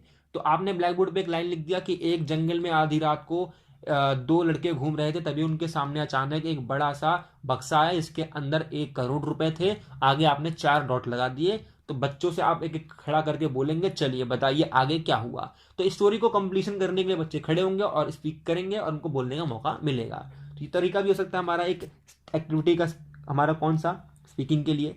इंफॉर्मेशन गैप हो सकता है हमारा, एक मिनट, ठीक है। इन्फॉर्मेशन गैप हो सकता है हमारा, क्या हो सकता है इन्फॉर्मेशन गैप में हमारा, क्या हो सकता है कि आपने कुछ चीज दी, आपने कुछ बच्चों को बताई है, तो इन्फॉर्मेशन जो बच्चा है वो उस इंफॉर्मेशन का जो गैप है उसको गेस करेगा। यानी कि बच्चे को जहां पर इंफॉर्मेशन गैप के गेस के लिए बोलने का मौका मिले, ये आपका एक तरीका यही हो सकता है। जहां पर आप मान लीजिए एग्जांपल के लिए आपने एक वर्ड दिया, बच्चे के कान ने बताया कि ये वर्ड है, ठीक है, अब आपको उसको जेस्चर के थ्रू बताइए। तो बच्चा जब जेस्चर करके बताएगा, अपनी बॉडी लैंग्वेज के थ्रू बताएगा, वो इन्फॉर्मेशन के गैप को जब बच्चे को बताएंगे अपने जेस्चर के थ्रू, बाकी बच्चे जो है स्पीक करेंगे, बोलेंगे कि ये है क्या, ये है, तो बच्चा गैस करेंगे सारे बच्चे मिलकर आपस में। तो इन्फॉर्मेशन का जो गैप है उसको फिल आउट करने के लिए जब अपॉर्चुनिटी मिले बच्चों को स्पीक करने के लिए, that is called information gap activity.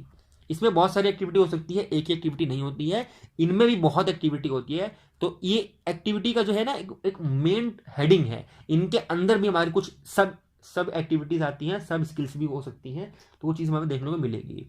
Brain storming हमारा, जहाँ पे बच्चे को ब्रेन स्टॉर्म करने का मौका मिला, जहाँ बच्चे को फ्री ऑफ एक्सप्रेशन का मौका मिले, जहाँ बच्चे को एकदम खुला छोड़ दिया जाए कि जाइए जो सोचना है सोचिए, जिस तरह से आपको करना है करिए, बट हमें ये जवाब ला कर दीजिए, या फिर इसका जवाब कैसा होना चाहिए, या फिर इसको कैसे सॉल्व करना है, जहाँ बच्चे को फ्री ऑफ एक्सप्रेशन का मौका मिले। बढ़ते हैं आगे, समझते हैं आगे। रीडिंग, हमारा रीडिंग, देखिए वीडियो लंबी हो सकती है पर इंफॉर्मेटिव होगी, मजेदार होगी। हम रीडिंग को करेंगे। अब रीडिंग में क्या है समझेंगे। रीडिंग बहुत इंपॉर्टेंट है हमारा। रीडिंग का कहता है कि reading is a receptive skill. मैंने बताया था रिसेप्टिव स्किल, प्रोडक्टिव स्किल, तो हमारा ये रीडिंग है, एक रिसेप्टिव स्किल है। अगला, it is receiving thoughts from text.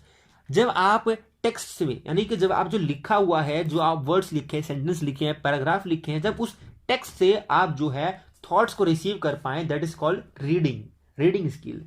It is the skill of interpretation, यानी कि जब आप इंटरप्रेट करें, यानी कि जो आपने टेक्स्ट लिखा देखा है, जब आप उसमें से थॉट्स निकालें, सेंस निकालें, मीनिंग निकालें, ये तमाम चीजें आप जब कर पाए, तो इसको करने का मतलब क्या है, ये जो आप मीनिंग निकाल रहे हैं ना, इसको इंटरप्रिटेशन कहते हैं। तो ये इंटरप्रिटेशन जब आप कर पा रहे हैं तो that is called reading skill. तो ये आप रीडिंग स्किल कर रहे हैं, ठीक है। रीडिंग देखेंगे, reading helps to improve power of expression, vocabulary, fluency, accuracy. तो रीडिंग जो हमारा होता है वो एक्सप्रेशन को, हमारे वोकैबुलरी, फ्लुएंसी, एक्यूरेसी और हमारे जो है बहुत ज्यादा इफेक्ट करता है किस चीज के ऊपर, हमारे नॉलेज के ऊपर, हमारे कल्चर के ऊपर, और हमारी और भी कॉन्सेप्ट्स के लिए जो हमें बहुत ज्यादा इंपॉर्टेंट होती है। क्योंकि हर चीज की शुरुआत अगर कहीं से होती है हमारी इंफॉर्मेशन से, तो होती है लिसनिंग से। बट लिसनिंग हमारी जो स्किल होती है उसमें हमारी जो इन्फॉर्मेशन होती है वो इतनी एक्यूरेट नहीं होती, उतनी हमारी सटीक नहीं होती है। बट रीडिंग में, क्योंकि वो रीडिंग जो है वो टाइम देकर लिखा गया है, उस टेक्स्ट को जब लिखा है वो हम पढ़ते हैं तो उसको हम अपने सेंस में निकालते हैं, और बहुत इंफॉर्मेटिव और बहुत एक्यूरेट होता है वो। तो इसलिए हमारा रीडिंग बहुत इंपॉर्टेंट होता है हमारे लिए, किसी भी बच्चे के लिए, जो कि उसको क्या बनाता है, इंडिपेंडेंट बनाता है लर्निंग के लिए, ठीक है। वो आपने पढ़ा ही होगा साइलेंट वे ऑफ रीडिंग का, तो उसमें बहुत इंपॉर्टेंट है रीडिंग का, आपने बताया है, समझा है क्यों, क्योंकि बहुत ज़्यादा इंपॉर्टेंट होती है। रीडिंग स्किल जो है बच्चे को ये इनेबल करती है कि बच्चा जो है अपनी लर्निंग को अपने कंधों पे लेकर चल सके, और अपनी लर्निंग के थ्रू जो है, अपनी रीडिंग के थ्रू जो है, अपनी आगे की स्टडी को, फर्दर स्टडीज को बढ़ावा दे सके, उसको ट्यूशन की जरूरत ना पड़े, और कहीं भी उसको किसी भी हेल्प की जरूरत ना पड़े। तो इंपॉर्टेंट है बहुत reading. Methods of teaching reading, यानी कि बच्चे को रीडिंग स्किल सिखाने के लिए, रीडिंग में बच्चों का इंप्रूवमेंट हो जाए, उसके लिए हम कौन सा मेथड यूज करते हैं प्राइमरी स्टेजेस में। देखेंगे पहला हमारा मेथड होता है हमारा the alphabetic method. Alphabetic method कहता है कि जब आप बच्चों को ABCD सिखाते हैं, ए से लेकर Z तक अल्फाबेट सिखाते हैं सीक्वेंस वाइज, यानी कि ए के बाद B, फिर C, D, ऐसे जब सीक्वेंस वाइज में ABCD सिखाते हैं, अल्फाबेट सिखाते हैं, that is called alphabetic method, ठीक है। अगला देखेंगे, अगला क्या है हमारा सिलेबिक मेथड। सिलेबिक मेथड क्या कहता है, सिलेबिक मेथड कहता है कि जब आप ABCD सिखा लेते हैं, उसके बाद आप ABAC, यानी कि जब आप अल्फाबेट्स का कॉम्बिनेशन, यानी कि आप सिलेबल पढ़ाते हैं, जब आप सिलेबल पढ़ाते हैं, शब्द का अंश जिसे कहते हैं, हम सिलेबल समझाते हैं, सिलेबल पढ़ाते हैं, तब उसको कहते हैं सिलेबिक मेथड, ठीक है। हमारा ये सिलेबिक मेथड, एग्जाम्पल के लिए आपने लिख दिया ABACAD, है ना, तो वो एक दो अल्फाबेट मिलकर जो एक अलग वर्ड बनाते हैं, एक अलग ही हमारा एक सिलेबल बनाते हैं, उसकी बात करते हैं, वो सिखाते हैं बच्चे को। ज़्यादातर ये चीज़ ना सिखाई जाती नहीं है, उस पर कोई ध्यान देता नहीं है, सीधा अल्फाबेट पढ़ाने के बाद हम पहुंच जाते हैं सीधा वर्ड के ऊपर, है ना। इसीलिए कहा जाता है कि एक लाइन में चलें, एक आप सीक्वेंस में चलेंगे तो अच्छे से आप पढ़ा पाएंगे, अच्छे से सिखा पाएंगे। अगला है फोनिक मेथड।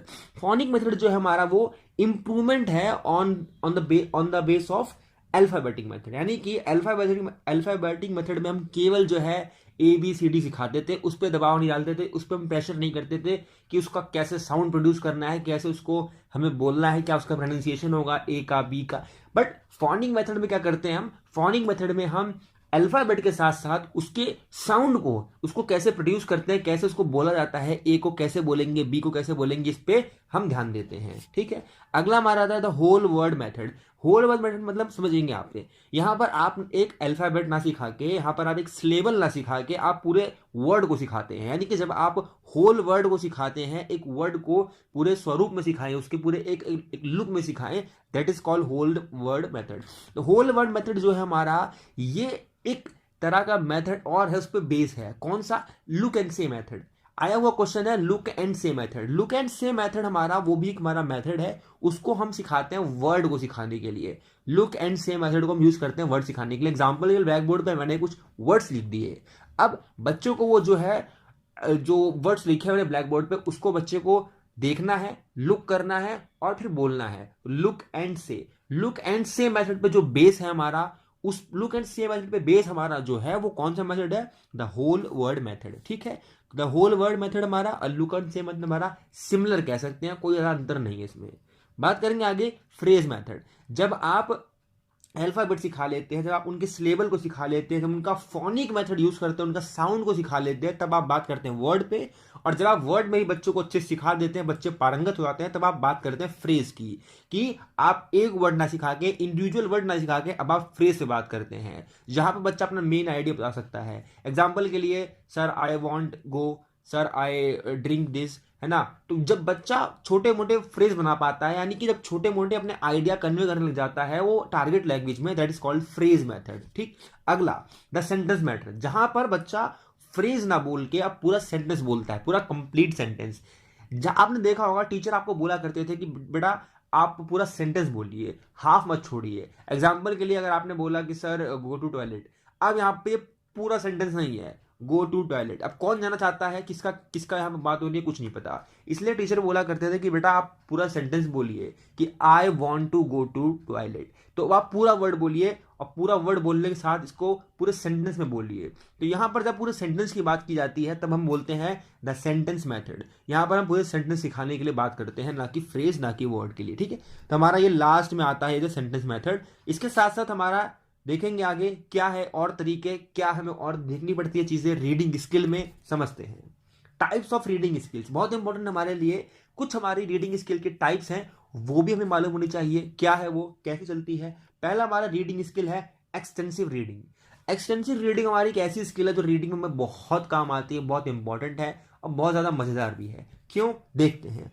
फॉर क्वांटिटी, जब आप क्वांटिटी की बात करते हैं, जब आपको क्वांटिटी के लिए पढ़ना हो, यानी कि जब आप अपने प्लेजर के लिए पढ़ें, अपने आनंद के लिए पढ़ें, अपने बस जो आपका खाली टाइम है उस टाइम पास के लिए पढ़ें, वो नॉवल हो सकती है, कोई बड़ी नॉवल के साथ कोई पिक्चर बुक हो सकती है, कोई बायोग्राफी हो सकती है, कुछ भी। जब आप अपने प्लेजर के लिए पढ़ें, अपने आनंद के लिए पढ़ें, अपने टाइम पास के लिए पढ़ें, और उसकी क्वांटिटी ज्यादा होगी, वो शॉर्ट में नहीं होगा, वो छोटा नहीं होगा, कम नहीं होगा, वो क्वांटिटी ज्यादा होगी, उसको हम कहते हैं एक्सटेंसिव रीडिंग। जहां पर आप एक्सटेंसिवली पढ़ते रहते हैं अपने पास टाइम करने के लिए। ठीक है, अगला aim is to build confidence and enjoyment, कि बच्चों को रीडिंग में कॉन्फिडेंस आए, बच्चों को रीडिंग में जो है एंजॉयमेंट मिले और बच्चे को जो है रीडिंग स्किल से लगाव हो जाए, ये बात करता है एक्सटेंसिव रीडिंग। जहां पर आप बच्चे को ले जाते हैं लाइब्रेरी के अंदर, बोलते हैं जो मर्जी पढ़ना है पढ़ो, डज नॉट मैटर, आप कोई सा भी थीम उठाओ पढ़ो। आपको ये बंदिश नहीं है कि आपको ज्योग्राफी की थीम से पढ़ना है, या फिर आपको पॉलिटिकल से पढ़ना है, आर्ट से पढ़ना है, या फिर कोई आपको कहानी पढ़नी है, नहीं, जो मर्जी आपका पढ़ना है पढ़ो। जो आपका बुक आपको पसंद आ रहा है, मैगजीन पसंद आ रही है, आप उठा के पढ़ो। तो यहां पर इसलिए एक्सटेंसिव रीडिंग में बहुत फ्री ऑफ चॉइस होती है, जहां पर बच्चे को कॉन्फिडेंस और एंजॉयमेंट बिल्डअप करने का ध्यान देता है टीचर। ठीक है, थर्ड पॉइंट कहता है हमारा for comprehension of the main idea. यहां पर बात होती है कि जब आप बुक पढ़ लेंगे या बच्चा बुक पढ़ लेगा तो बच्चा बस उसका मेन आइडिया है उसका कॉम्प्रिहेंशन कर पा रहा है कि नहीं, बस इतनी बात होनी चाहिए। यानी कि जिसका मेन आइडिया है उसको अपने आसान शब्दों में बता पाता है कि नहीं बता पाता है, इस पर ध्यान देते हैं बस। इसके अलावा हमें एकदम जड़ पकड़ नहीं करना होता कि हर एक डिटेल्ड मालूम हो बच्चे को, हर एक इंफॉर्मेशन मालूम हो बच्चे को, बस मेन आइडिया का कॉम्प्रिहेंशन वो अपने सरल सिंपल शब्दों में देना जानता हो, दे पाए, बस यही हमारे लिए बहुत होता है एक्सटेंसिव रीडिंग के अंदर। ये आप देखेंगे जब लाइब्रेरी में आधे घंटे बिता देते थे, तो आपसे टीचर पूछता था कि चलो बताओ बच्चों आपने क्या क्या पढ़ा, किसने क्या सीखा, किसने क्या समझा। तो वही मेन आइडिया का कॉम्प्रिहेंशन अपनी सिंपल शब्दों में दे देना, ये एक्सटेंसिव रीडिंग का ही पार्ट है। अगला हमारा फोर्थ पॉइंट होता है variety of materials and interest of learners. यहां पर जो है एक्सटेंसिव रीडिंग में कि बच्चों का, हर एक बच्चे का इंटरेस्ट देखा जाता है, हर एक बच्चे को फ्रीडम होती है और हर एक बच्चे के पास चॉइस होती है to select any of the material for read. तो यहां पर बच्चे के पास कोई भी तरीका होता है, कोई भी मटेरियल होता है वो रीड कर सकता है, उसको फ्री ऑफ एक्सप्रेशन होता है, free of reading any material होता है, यहां पर कोई बंदिश नहीं होती है। ठीक है, तो सिंपल वही बात है हमारी फोर्थ पॉइंट। अगला हमारा क्या होता है, दूसरी हमारी है इंटेंसिव। इंटेंसिव रीडिंग, आप नाम से चल रहा पता है इंटेंस, इंटेंस मतलब कहते हैं ना कि मैच बहुत इंटेंस हो चुका है, बहुत ज्यादा गमगीन हो चुका है, बहुत ज्यादा एकदम गंभीर हो चुका है। तो वही इंटेंसिव रीडिंग वही कहती है कि जब आप इंटेंसिवली पढ़ें, बहुत ज्यादा अटेंशन से पढ़ें, बहुत ज्यादा आप गहन विचार से पढ़ें और बहुत ज्यादा आपका अटेंशन हो। और ये टेंशन कब होता है, यस ड्यूरिंग एग्जाम टाइम। इस समय आप अटेंटिवली पढ़ रहे हैं, इस समय आप पूरा अटेंशन दे रहे हैं, तो आपका इस समय अटेंसिव इंटेंसिव रीडिंग चल रही है ना। इंटेंसिव रीडिंग कब चलती है, जब आप एग्जाम के लिए पढ़ते हो, जब आप बहुत डिटेल्ड के लिए पढ़ते हो, जब आप एक ऐसी इंफॉर्मेशन जानने के लिए पढ़ते हैं जिसको आप पूरा तरीके से जान पाए, तो उसको हम कहते हैं इंटेंसिव रीडिंग। ठीक है, इंटेंसिव रीडिंग आपको पता है क्वालिटी के लिए पढ़ते हैं आप, कि आपको जितना पढ़ा आपने उसको आप कम से कम 95 to 99% आप जो है पूरा कवर अप कर लें। ऐसा ना हो कि आपने पूरा पढ़ लिया, आपको मालूम कुछ नहीं है। तो यहां पर पूरा पढ़ने की बात नहीं होती, यहां पर आपको उसकी क्वालिटी की बात होती है कि कितना पढ़ा और कितना हद तक आप समझ पाए, तो क्वालिटी की बात होती है। एग्जाम्पल के लिए सिलेबस तो सब खत्म कर लेते हैं, बट सिलेबस में से कितना कौन याद रख पाता है वही एग्जाम क्लियर कर पाता है। तो ये बात होती है इंटेंसिव रीडिंग की। ठीक है, गेटिंग द सेंट्रल आइडिया, आप केवल कॉम्प्रिहेंड ना कर पाए, आप सेंट्रल आइडिया पकड़ ले, जो आइडिया बोलना चाहता है, जो लिखा गया जिसके लिए, वो सेंट्रल आइडिया पकड़ पाए आप। अब सेंट्रल आइडिया हमारा जो होता है वो एक बहुत वाइड होता है, बहुत ज्यादा बड़ा होता है, और उसको आप कभी पढ़ समझ पाते हैं जब आपने डिटेल में पढ़ा होगा, बहुत ज्यादा कॉम्प्रिहेंसिवली आपने हर एक पार्ट को जो है एनालाइज किया होगा किताब का। ठीक है, अगला पॉइंट कहता है to find out specific meaning. जब आपको स्पेसिफिक मीनिंग जाननी होती है, आपको डिटेल में पढ़ना होता है, आपको हर एक इंफॉर्मेशन जाननी होती है, एक पॉइंट ना छूट जाए, ऐसी जब आप रीडिंग करते हैं, that is called intensive reading. ठीक, detailed meaning from the text, आप एकदम डिटेल्ड मीनिंग के लिए पढ़ते हैं, आपकी मीनिंग जो आपको चाहिए वो डिटेल्ड में होती है। टेक्स्ट से आप एक एक चीज जो है ना डिटेल में पढ़ते हैं, आपको एकदम हिडन मीनिंग होती है वो भी जानने का इसमें मिलता है, किसमें, इंटेंसिव रीडिंग में। तो इंटेंसिव रीडिंग होती है हमारी शॉर्ट होती है, बट एक्सटेंसिव हमारी लॉन्ग होती है। समझ लेंगे, सिंपल समझ चुके होंगे। चलिए बढ़ते हैं आगे, आगे समझते हैं हमारी कुछ और हमारी रीडिंग की स्किल है। कौन सी है, रीडिंग अलाउड। ये हमारा एक रीडिंग का स्किल कह सकते हैं, या फिर इसको आप स्ट्रेटजी भी कह सकते हैं। क्यों, क्योंकि रीडिंग अलाउड में हम क्या करते हैं कि जो भी हमारा वो प्रिंटेड सिंबल होता है, प्रिंटेड सिंबल मतलब जो किताब में वर्ड्स लिखे हैं उसको जस्ट हम लिंक कर देते हैं स्पोकन वर्ड के साथ, यानी कि linking spoken word with the symbol. कौन सा सिंबल, प्रिंटेड सिंबल, कि जो किताब में लिखा है उसी को आप जस्ट स्पोकन फॉर्म में बोलते हैं, यानी कि चिल्ला चिल्ला के बोलते हैं, स्क्रीम करके बोलते हैं, आप रीडिंग अलाउड करते हैं क्लास में, आप अलाउडली यानी चिल्लाते हुए जो है पढ़ते हैं। इसमें आप देखेंगे रेलेवेंट एट प्राइमरी लेवल, कि प्राइमरी लेवल बहुत रेलेवेंट है, बहुत ज्यादा इसका इंपॉर्टेंस है। क्यों, क्योंकि बच्चे को शुरुआती स्टेज में भाषा की प्रोनाउंसिएशन हो, उसका पंक्चुएशन हो, उसकी ग्रामेटिकल एरर हो, या फिर कोई अलग दिक्कत है, जो भी आप जानना चाहते हैं, जो भी आप समझना चाहते हैं, वो तभी आप जान पाएंगे जब बच्चे को आप बोलते हुए सुनेंगे। अब बोलते हुए कब सुनेंगे, जब बच्चा रीडिंग अलाउड कर रहा होगा, कि रीड करते करते वो ऐसा रीड कर रहा होगा कि पूरी क्लास को, इवन आपको भी सुनाई पड़ता हो। इसलिए कहा, कहते ना टीचर कि थोड़ा तेज बोलो, तेज पढ़ो, वैसे बहुत चिल्लाते हो फिर अब नहीं चिल्ला रहे। वो क्यों बोलता है, इसलिए बोलता है ताकि वो सब बच्चे उसकी सुने, और सुनने के साथ साथ उसमें क्या मिस्टेक हो रही है उसको हम करेक्शन दे पाए। ठीक, अगला टेंड्स टू बी नॉइसी। ये नॉइसी होती है हमारी रीडिंग अलाउड। क्यों, क्योंकि हम इसमें बता रहे हैं ना कि इसमें जो है बच्चा जो है अलाउडली रीड करता है, एकदम साइलेंट होकर रीड नहीं करता, खाली मन मन में बुदबुदाता नहीं है वो, बल्कि अलाउडली होकर वो रीड करता है, और इसलिए नॉइसी होता है और होना भी चाहिए। ठीक है, demands less attention to comprehension. यहां पर कॉम्प्रिहेंशन कि आपने बच्चे को खड़ा कर दिया कि चलिए एक पेज पढ़ो, उसके बाद अगला पढ़ेगा, उसके बाद अगला पढ़ेगा। तो आपने जो एक पेज पढ़ने के लिए दिया है उसमें आप ये नहीं बोल सकते बच्चे से कि चलो आपने क्या समझा बताओ। तो जो रीड कर रहा है बच्चा, उससे आप कॉम्प्रिहेंशन की डिमांड नहीं कर सकते कि आपने क्या समझा। बच्चे से पूछ लेते हैं, जो कि गलत है, नहीं पूछना चाहिए, क्योंकि बच्चे की उस वक्त आप रीडिंग स्किल इंप्रूव करवा रहे हैं, ना कि कॉम्प्रिहेंशन की। वो बाद में आएगी, धीरे धीरे आएगी, पर आप स्टार्टिंग में प्रोनाउंसिएशन, ग्रामेटिकल और बाकी जो एरर है छोटे मोटे, उसको आप रेक्टिफाई करने के लिए जो है रीडिंग अलाउड करवा रहे हैं, ना कि कॉम्प्रिहेंशन को गेट आउट करने के लिए। कॉम्प्रिहेंशन अगर आप प्राप्त करना चाहते हैं तो उसके लिए आपको क्या करना होगा, उसके लिए आपको साइलेंट रीडिंग करवानी होगी, और वहीं से आपका कॉम्प्रिहेंशन पार्ट चालू होता है। ठीक, आगे देखेंगे, ये हमारे पीवी ब्लाड हैं। पीवी ब्लाड कहते हैं कि barking at print, barking at print कहते हैं रीडिंग अलाउड को। कौन? PV blood. पीवी ब्लाड ने कहा है कि रीडिंग अलाउड क्या है, reading aloud is kind of barking at print, यानी कि बार्किंग मतलब भौंकना होता है, प्रिंट मतलब हमारा जो प्रिंटेड होता है। तो जब भी हम प्रिंट को देख के भौंकते हैं, कहने का एक ना एक तरीका है, खाली इनका एक कहने का एक सिंबल है, सिंबॉलिक कह रहे हैं खाली, ऐसा कुछ है नहीं कि भौंकना ही है। बार्किंग एट अ प्रिंट कहने का मतलब इनका रीडिंग अलाउड से। क्वेश्चन अगर बन जाएगा तो यहीं से बन जाएगा, वरना ऐसी कोई चीज नहीं है कि नहीं बनेगा। साइलेंट रीडिंग, मैंने बताया ना कि आप कॉम्प्रिहेंशन की जब बात करते हैं कि बच्चों के अंदर आप कॉम्प्रिहेंशन जो स्किल है उसको डेवलप करना चाहते हैं, then you are here for silent reading. तो आप साइलेंट रीडिंग को करवाएंगे। अब साइलेंट रीडिंग बाद में होती है, स्टार्टिंग में ही नहीं कराते हैं। आपकी शुरुआत से ही बच्चों को आप साइलेंट रीडिंग करवाने पर ध्यान दें, बिल्कुल नहीं।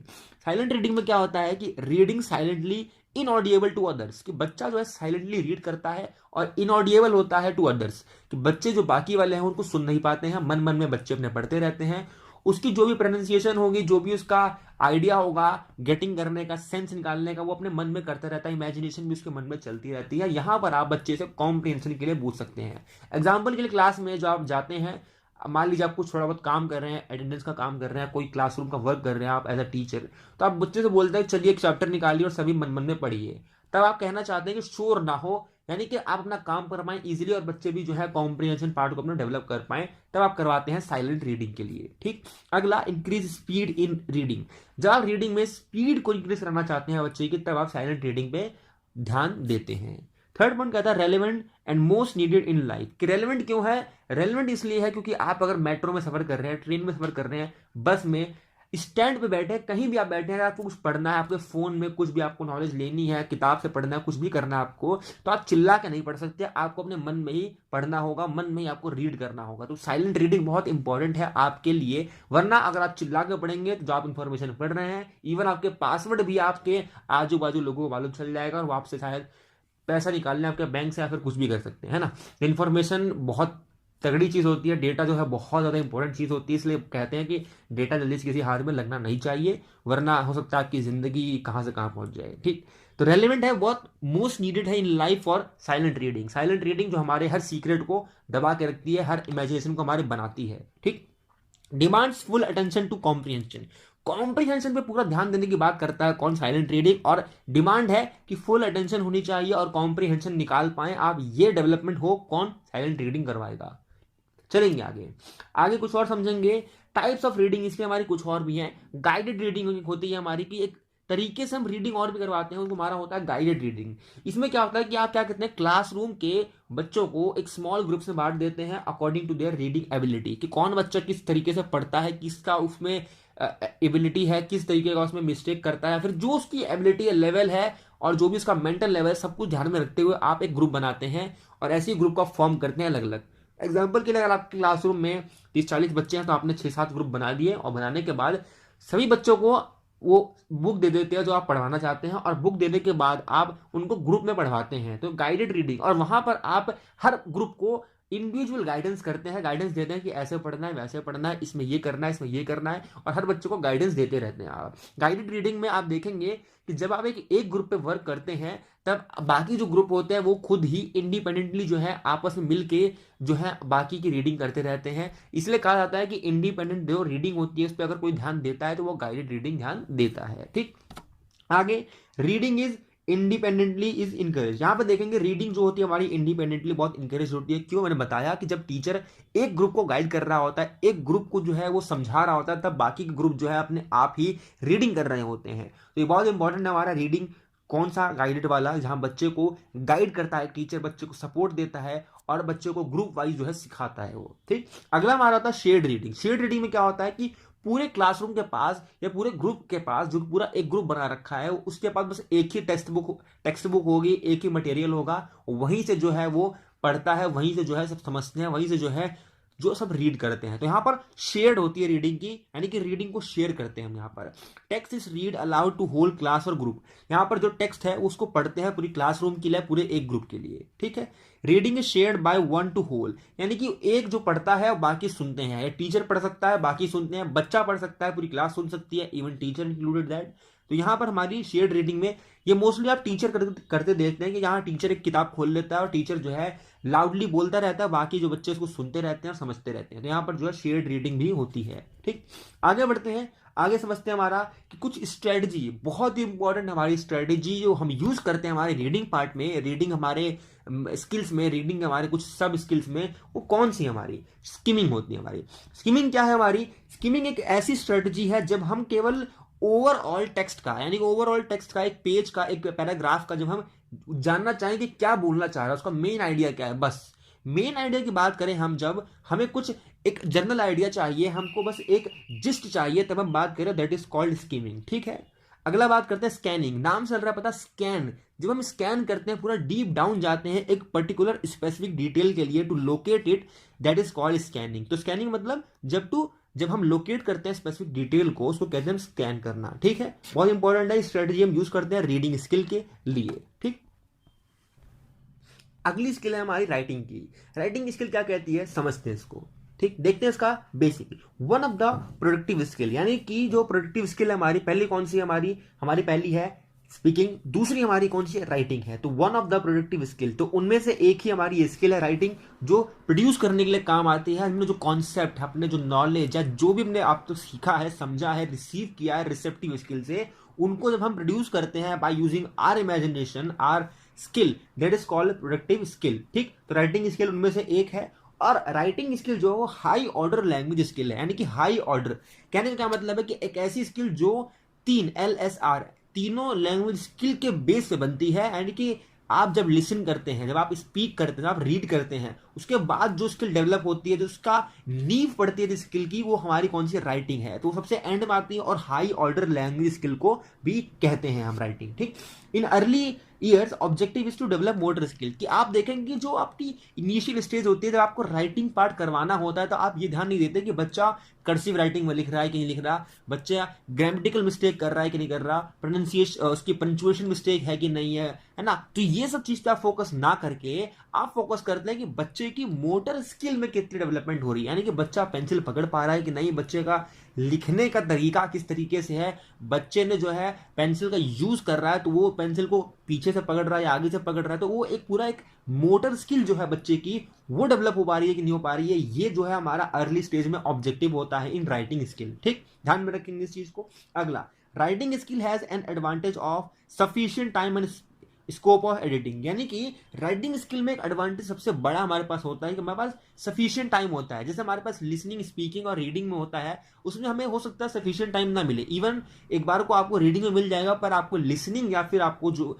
हमारा स्पीकिंग है उसमें तो बिल्कुल नहीं मिलता, क्योंकि आपको बस एक चीजें आ रही है आपके सामने, आपको बस उसको टैकल करना है, उसको सुनना है, उसको आप समझना है और फिर उसको बोलना है। तो ये एक सफिशिएंट टाइम नहीं देती है, बट राइटिंग स्किल आपको सफिशिएंट टाइम देती है। और स्कोप ऑफ एडिटिंग, कि आपने कुछ अगर गलत लिखा है, कुछ एरर किया है, कुछ मिस्टेक है उसमें, तो आप उसको रेक्टिफाई कर सकते हैं, उसको आप दोबारा से रिवाइज कर सकते हैं और उसमें कुछ एडिट कर सकते हैं। तो ये एक एडवांटेज हमारा राइटिंग स्किल का।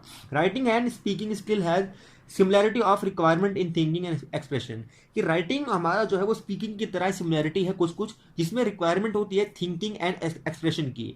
जिस तरह से हम स्पीकिंग में थिंक करते हैं, सोचते हैं और उसके बाद एक्सप्रेस करते हैं, इसीलिए हमारी दोनों स्किल जो हमारी कौन सी है, प्रोडक्टिव स्किल कहलाती है। कि हमें जो है थिंक करने की, हमें सोचने की, इमेजिनेशन करने की, ब्रेनस्टॉर्म करने की आवश्यकता होती है, जरूरत होती है, और उसके बाद हम एक्सप्रेस करते हैं। तो राइटिंग और स्पीकिंग जो है सिमिलैरिटी लेती है अपने अंदर, ठीक। आगे चलेंगे हम करेक्शन कोड ऑफ राइटिंग का। कुछ करेक्शन कोड है जो एक टीचर को यूज करना चाहिए और यूज करता भी है। बहुत जगह आप देखेंगे कि एक करेक्शन कोड यूज किया जाता है। वो कौन कौन से करेक्शन कोड हो सकते हैं हम देख लेते हैं, बहुत इंपॉर्टेंट है हमारे राइटिंग के पार्ट में, देखेंगे। ये कुछ आपके लिए करेक्शन कोड मैं दिखा देता हूं, एक एक करके फिर देख लेना, आप समझ लेना, चाहे आप स्क्रीनशॉट भी लेना इसका, ठीक। क्या इसका करेक्शन कोड देखेंगे एक एक करके। जब वर्ड मिसिंग, जब आप कोई वर्ड मिस कर देते हैं तो उसमें आप ये करेक्शन कोड यूज करते हैं। अगर आपने कोई रॉन्ग वर्ड ऑर्डर की, कोई वर्ड का जो आपका ऑर्डर होना चाहिए उसमें गलत आपने यूज किया है, आगे पीछे कर दिया, तो आप W यूज करते हैं। उसके बाद आप ए लिख देते हैं। रॉन्ग एग्रीमेंट अगर आपने लगाया है कि आपने प्लूरल वर्ब के साथ, अगर प्लूरल जो आपकी वर्ब है वो लगा दिया सिंगुलर सब्जेक्ट के साथ, तब आपका यूज कर सकते हैं। एसपी यानी कि रॉन्ग स्पेलिंग हो सकती है, रॉन्ग प्रीपोजिशन हो सकती है, तो आप ये ऐसे यूज करते हैं। सिंबल, तो ये जो सिंबल आपको दिख रहा है ना ये ब्रैकेट में, ये बॉक्स में, ये सारे सिंबल आप यूज कर सकते हैं। बजाय आप इतना बड़ा बड़ा सेंटेंस लिखें, बड़ी बड़ी आप बातें लिखें, इससे सिंपल जो है आप ये एक सिंबल यूज करें, करेक्शन कोड यूज करें, ताकि बच्चा समझ जाए। और इससे क्या है ना, बच्चे को मोटिवेशन मिलता है। क्यों मिलता है? क्योंकि जब ये सिंपल और एकदम एक्यूरेट और आपको जब एक करेक्शन कोड देखने को मिलता है, तो बच्चा इस तरीके से मोटिवेट होता है कि मैं दोबारा ये नहीं करूंगा, दोबारा जो मुझे चाहिए वो अलग अलग चाहिए, कि वो राइट वाला चाहिए, गुड सेंटेंस वाला चाहिए। मेरे में अगर पंक्चुएशन की हुई, चलो ठीक है। बच्चा जब लॉन्ग लंबे चौड़े जब एक एरर देखता है, मिस्टेक देखता है, लिखा हुआ देखता है, फीडबैक देखता है, तो उसको बहुत डिमोटिवेशन फील होता है। तो वो डिमोटिवेशन फील ना हो, तो इसको एक करेक्शन कोड यूज करते हैं। इसका एक साइकोलॉजिकल फैक्ट है, असर पड़ता है बच्चे के ऊपर, ठीक है। इसलिए कहा जाता है कि करेक्शन कोड यूज कीजिए आप राइटिंग को, जब आप रेक्टिफाई करें बच्चे की जो मिस्टेक है उसको आप जज करते हैं, जब उसको आप फीडबैक देते हैं। ठीक, आगे चलते हैं, समझते हैं हमारे कुछ steps of process of writing क्या है। बहुत इंपॉर्टेंट है हमारा। हम सबसे पहले प्री राइटिंग करते हैं। प्री राइटिंग मतलब क्या होता है कि जब आप ब्रेन स्टॉर्म करते हैं एन ऑर्गेनाइज आइडिया, जब आपको एक टॉपिक देते हैं, अब बोलते हैं चलिए बच्चों अब आपको क्या करना है, प्री राइट करना है। यानी कि आप जब राइटिंग से पहले जो भी आप चीजें करते हैं, मन में अपने आइडियाज को, अपने मन में विचारों को ब्रेन स्टॉर्म करते हैं, उनको ऑर्गेनाइज करते हैं कि मैं ये लिखूंगा, ऐसे लिखूंगा, वैसे लिखूंगा, ये आइडिया इंक्लूड करूंगा, ये बातें लिखूंगा, ये बातें यहां से लिखूंगा, इस तरीके से लिखूंगा। तो ये सारी जो ब्रेन स्टॉर्मिंग होती है, आइडिया को जो ऑर्गेनाइज करते हैं, ये सारा हमारा आता है राइटिंग से पहले, इसलिए हम कहते हैं इसको प्री राइटिंग। उसके बाद ड्राफ्टिंग, यानी कि जब आप जो आपने जो आइडिया जो आपने ब्रेनस्टॉर्म किया, जो ऑर्गेनाइज किया है, उन सबको जब आप राइट करते हैं रफ में, रफली जब एक राइट करते हैं आप, तो उसको कहते हैं ड्राफ्ट करना, ड्राफ्टिंग, ठीक है। उसके बाद आप करते हैं एडिटिंग, यानी कि जो आपने ड्राफ्ट बनाया है, तो उसमें जब आप कुछ प्रूफ रीड करते हैं, उसको आप चेक करते हैं, चेकआउट करते हैं, तो उसमें जो मिस्टेक है उसको आप करते हैं करेक्ट। उसके बाद मिस्टेक में और भी कुछ इंप्रूवमेंट हो सकती है, क्या हो सकती है, तो उसको आप रिवाइज करते हैं। यानी कि जो आपने एडिटिंग की है उसके बाद आप देखेंगे एडिटिंग और रिवाइज दोनों एक साथ ही चलता है, बट दोनों अलग अलग हैं। क्यों? क्योंकि एडिटिंग करने के बाद, प्रूफ रीड और करेक्ट करने के बाद मिस्टेक, आप देखते हैं कि कुछ ऐसा कुछ इंप्रूवमेंट कर सकता हूं मैं कि इससे ये मेरी पूरी राइटिंग जो लिखी है मैंने, पूरा पैराग्राफ जो लिखा है, पूरा पेज जो भर के लिखा है मैंने, इसमें राइटिंग मेरी इंप्रूव हो जाए, ठीक है। To make changes to improve writing, तो आप जब इंप्रूव करते हैं राइटिंग के लिए, उसको कहते हैं रिवाइजिंग, यानी रिवाइज करते हैं आपकी इस आइडिया में मैं कुछ और चेंज कर सकता हूं क्या, या इसमें कुछ और इंप्रूवमेंट ऐसा दूं जिससे राइटिंग मेरी इंप्रूव हो जाए और ज्यादा अच्छी लगने लगे।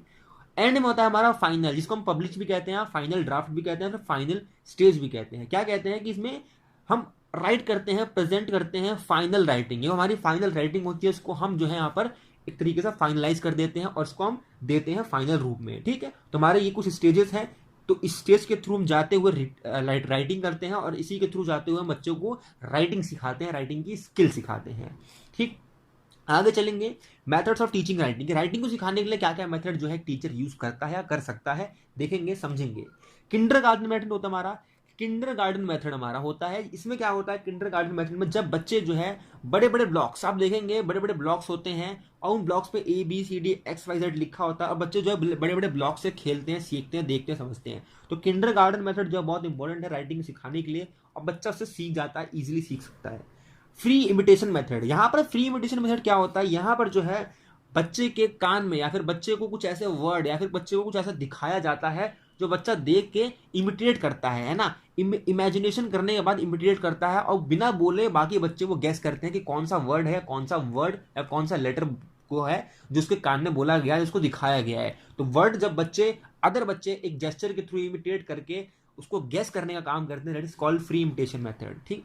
अगला ट्रेसिंग मेथड, जो बहुत यूज करते हैं हम राइटिंग के लिए, आप देखा होगा कि ऐसे डॉट डॉट बिंदी बिंदी लगे होते हैं, उसके बाद हम इसको ट्रेस करते हैं, उस पर पेंसिल चलाते हैं, पेन चलाते हैं, और वैसे हम वर्ड को लिखने की कोशिश करते हैं, ठीक। आगे हमारा होता है FG French method. FG French method में हम जो है बेसिक स्ट्रोक सिखाते हैं राइटिंग की, इंट्रोड्यूस कर पाए राइटिंग के पार्ट को। समझाने के लिए बताऊं अगर मैं आपको, देखेंगे आप जितने भी हमारे वर्ड्स होते हैं, आप देखेंगे जितने हमारे वर्ड्स होते हैं उन सभी में कॉमन चीज देखेंगे, कुछ चीजें हम यूज करते हैं, कुछ हमारी लाइंस यूज होती है, कहीं हमारा सर्कल यूज होता है, कहीं हमारा एक टेढ़ी बड़ी लाइन यूज होती है। तो हमारा जो बच्चे होते हैं वो यूज करते हैं स्क्रिबलिंग से। राइटिंग बच्चों की कहां से शुरू होती है? स्क्रिबलिंग से, है ना। इधर उधर गोच मोच जो करते हैं वो स्क्रिबलिंग होती है। तो स्क्रिबलिंग से बच्चों की जो है राइटिंग स्टार्ट होती है, और इसीलिए एफजी फ्रेंच कहते हैं कि बेसिक स्ट्रोक जो है वो पहले बच्चों को देना चाहिए। एग्जाम्पल के लिए बच्चों को ऐसी लाइन खिंचवाना शुरू कीजिए, इससे क्या होगा, बच्चे कौन कौन से वर्ड बना पाएंगे।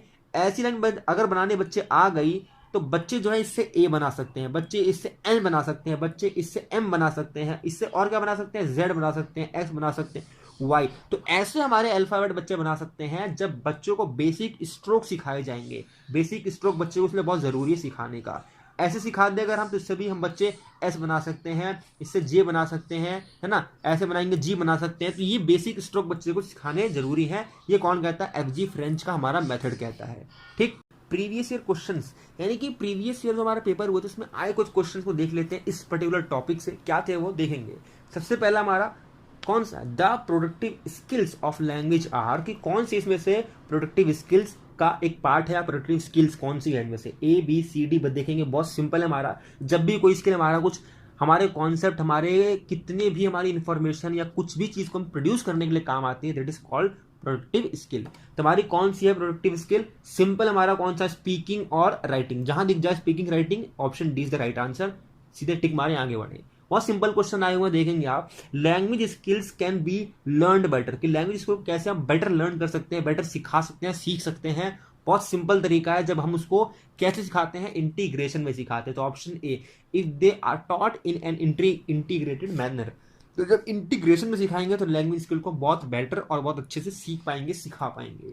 ठीक, अगला, which technique of reading is use to look for specific piece of information. जब हम स्पेसिफिक पीस ऑफ इंफॉर्मेशन की बात करते हैं तब हम काम करते हैं किसका? स्कैन करने का। तो scanning is for specific piece of information. जब हम स्पेसिफिक पीस ऑफ इंफॉर्मेशन को जानना चाहें, उसको फाइंड आउट करना चाहें कि हमें यही जानना है, डेट जानना है, नाम जानना है, कोई इंफॉर्मेशन जाननी है पर्टिकुलर कैरेक्टर की, तब बात करते हैं हम स्कैनिंग की। तो option D is the right answer.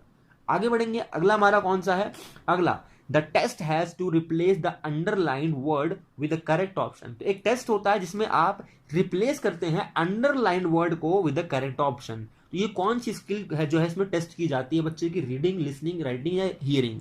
Simple है, जब आपने एक वर्ड लिखा है उसमें अंडरलाइन किया है नीचे, उसको आप रिप्लेस करवाना चाहते हैं उसको करेक्ट फॉर्म के साथ, करेक्ट ऑप्शन के साथ, दैट इज कॉल्ड राइटिंग। तो option C is the right answer. ठीक, आगे बढ़ेंगे।